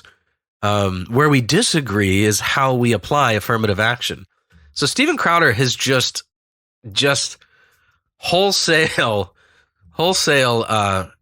sold the farm. Is that the right saying, Russ? Yeah, it is. Yeah. He just gave the farm away to this guy. Yeah. And then, there's no mind to change here. They agree, Right. That's the funny thing. Yeah. Yep. And that's why he's like, I can agree with you, It's like, you can agree with him because he actually agreed with you before you had to agree with him. Yeah. He actually agreed with you before he even disagreed. Right. He did. And, Steven Crowder even talked about it morally and principly. He did. He said those words. We can agree that they're virtuous. Yeah. Oh, God. Oh, man. What a bummer. I know, man. What a bummer. Well, I don't know. I still love these videos, though. I'll still watch them, but I haven't seen this one yet. This one just, it's hot off the press. I haven't seen it yet. So, yeah. Well, let's jump to a different spot, man. Maybe they improved the audio or something. Or okay. All right. Hopefully so. I'm going to go wave. Maybe his power level increased later later. Yeah, it's true. He is certainly capable of baiting somebody with an argument like that and then flipping at the end. He certainly is capable of that. So let's see what happens. I'm at about 49 minutes and 30 seconds. Does that work for you? Sure, man. Yeah. All right. Here we go. I hope this plays. Here we go. I don't have a degree. Can you imagine the look on those white people's faces? Like, Yo, but I didn't feel I had what it took to be in Princeton. Growing up, I heard Princeton, Harvard, yeah. Right. And now I'm here. And even though you don't have a college degree, it was merit-based because of what you'd accomplished professionally. Yeah. So again, that's still merit-based. How upsetting would it be to you? I would imagine that in hip-hop, right, specifically in the 80s, probably largely black. Racist. Correct. Black Latino. Black and Latino. Yeah. What if they... He is a professor of hip-hop, as a matter of fact. At UT. Oh, yeah. Okay. Mm-hmm. Yeah. Authority, man. Authority. All right. Here we go. Came in and said there are too many black hip hop professors. We need to have more white hip hop professors. Okay. And then you said, but that guy sucks. Well, and they're like, but you know what? There aren't enough of them, so we have lower expectations because we know white people can't dance. But that doesn't even have anything to do with it, man. What had happened was because the schools have a certain standard, you can't go in without a degree. You can't teach that level without a degree.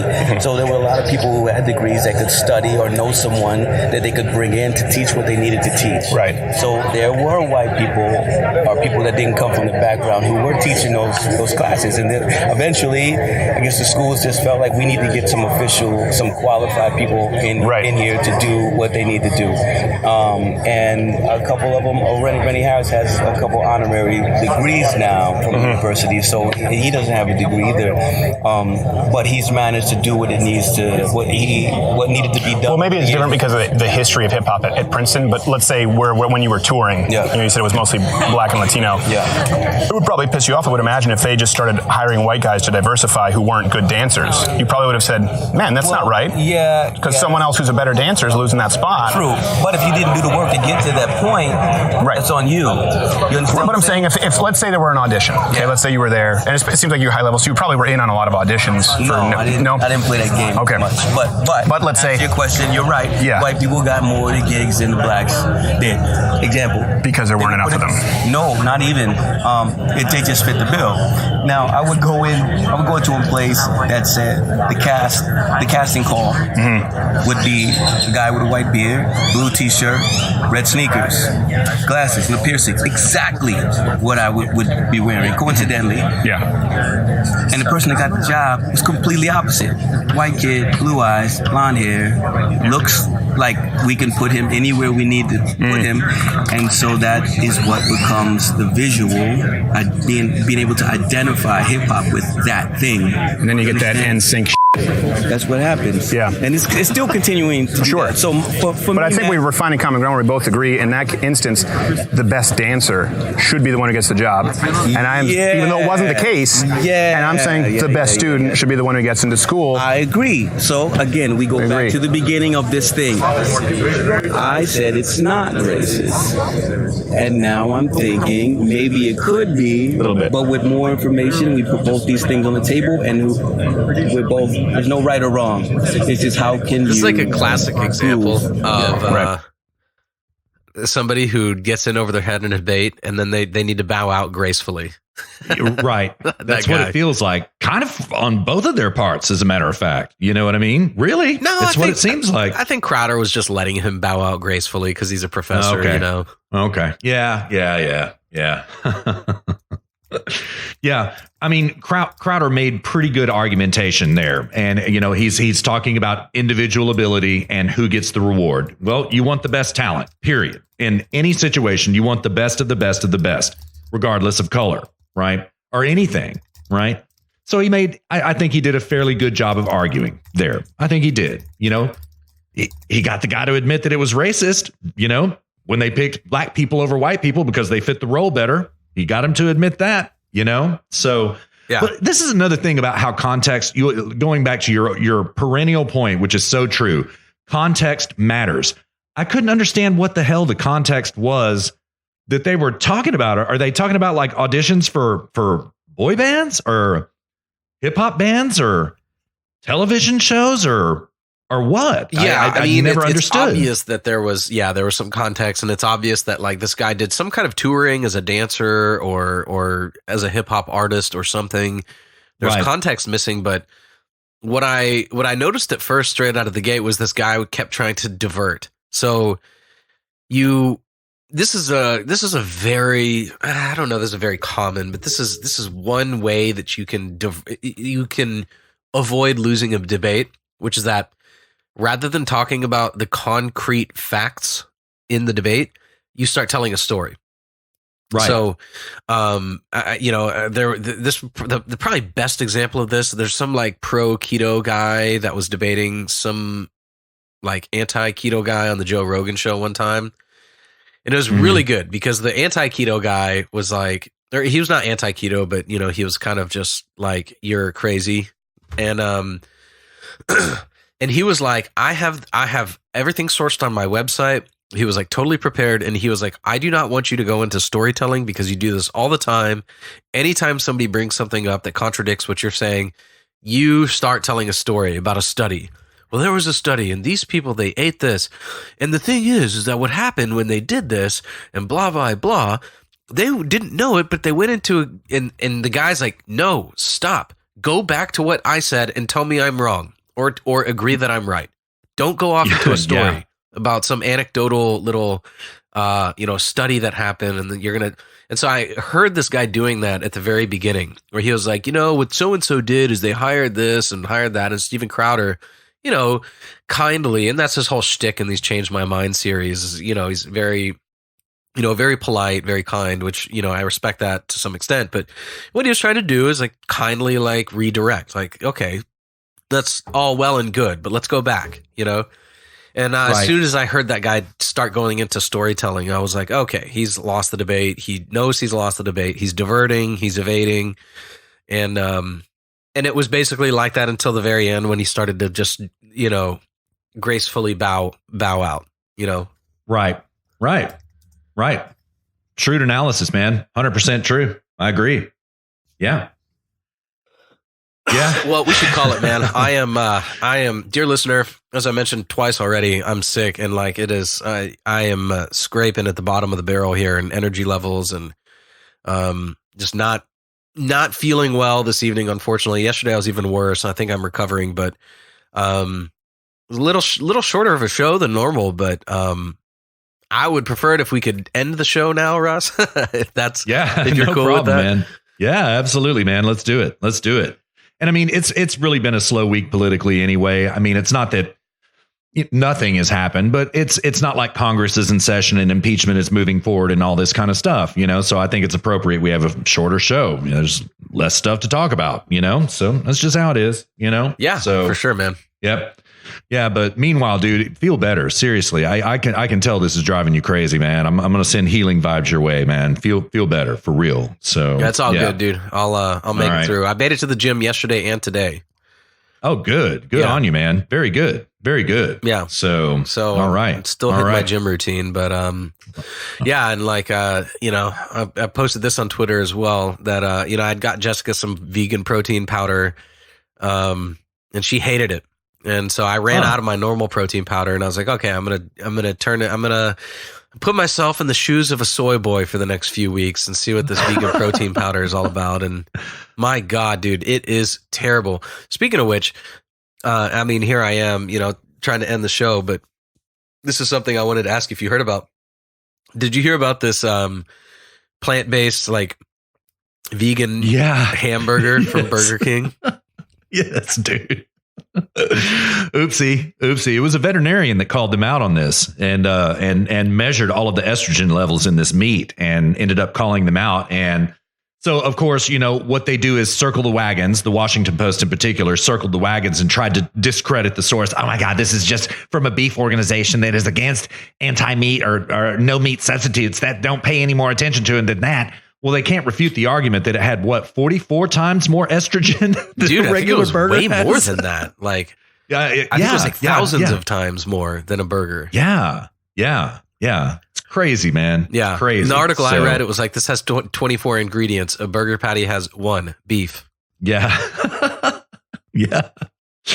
yeah, man. I haven't had one of those things yet, but as soon as it came out, and all of these companies started blowing up on the stock market and stuff like that, and I was like, it has to be all soy. All of it has to be all soy, right? And so I've just kind of steered clear of those, man. I've heard, anecdotal evidence that, man, they're great. They taste just like a real burger, blah, blah, blah, blah, blah. And I'm like, no, that may be true, but I'm not gonna have it. They're terrible for you as well in terms of just calories. I was eating a burger with, my dad, he eats like, pretty plant-based. He eats meat, but he tries to stick with plant-based. We were eating out one time and I looked at the calorie on the menu. I looked at calories for the veggie burger, and then I looked at the calories for the cheeseburger, and I was like, Dad, you realize the veggie burger has more calories than the cheeseburger? It does. And I said, he was like, well, it probably's got some, some sort of sauce. I was like, no, it's like mayonnaise, lettuce, every other ingredient was identical on the two. The only difference was the patty, and the veggie burger had more calories. It was worse for you than the hamburger, the cheeseburger. Yeah. It's true, man. It's true. I mean, listen, I was vegetarian for a long time, and that's something you really have to manage. You have to pay attention to these fake meat substitutes and stuff because, they always pack on the calories. All of them do, for sure. Yeah, totally. Yeah. And I mean, I know, I've been friends with vegetarians that are fat as hell. It's not like, I'm going to become vegetarian. No, I'm skinny, Yeah, exactly. Me too. I know. Yeah, it's something you have to constantly manage and really pay close attention to. So that's just the way it is. Yeah. That's the yoke, man. All right, dude. Well, let's call it. All right. Sounds good. All right, dear listener, thank you so much for riding along with us. We have reached the terminus of the trail at 63 miles even. We are going to be back at you before you know it with episode number 64. Luke is going to be feeling better. I'm going to manage to not get sick somehow. My foot's going to be feeling better. We're going to be back into the saddle into a new year before you know it. But meanwhile, dear listener, have a happy new year. Happy 2020 to you. Happy New Year, dear listener. Stay safe out there. Drive safe. Don't get yourself into trouble. Right. Definitely. All right, Luke, you take care of yourself. You feel better, man. All right. All right. Thanks, man. You too. All right. Peace. Late.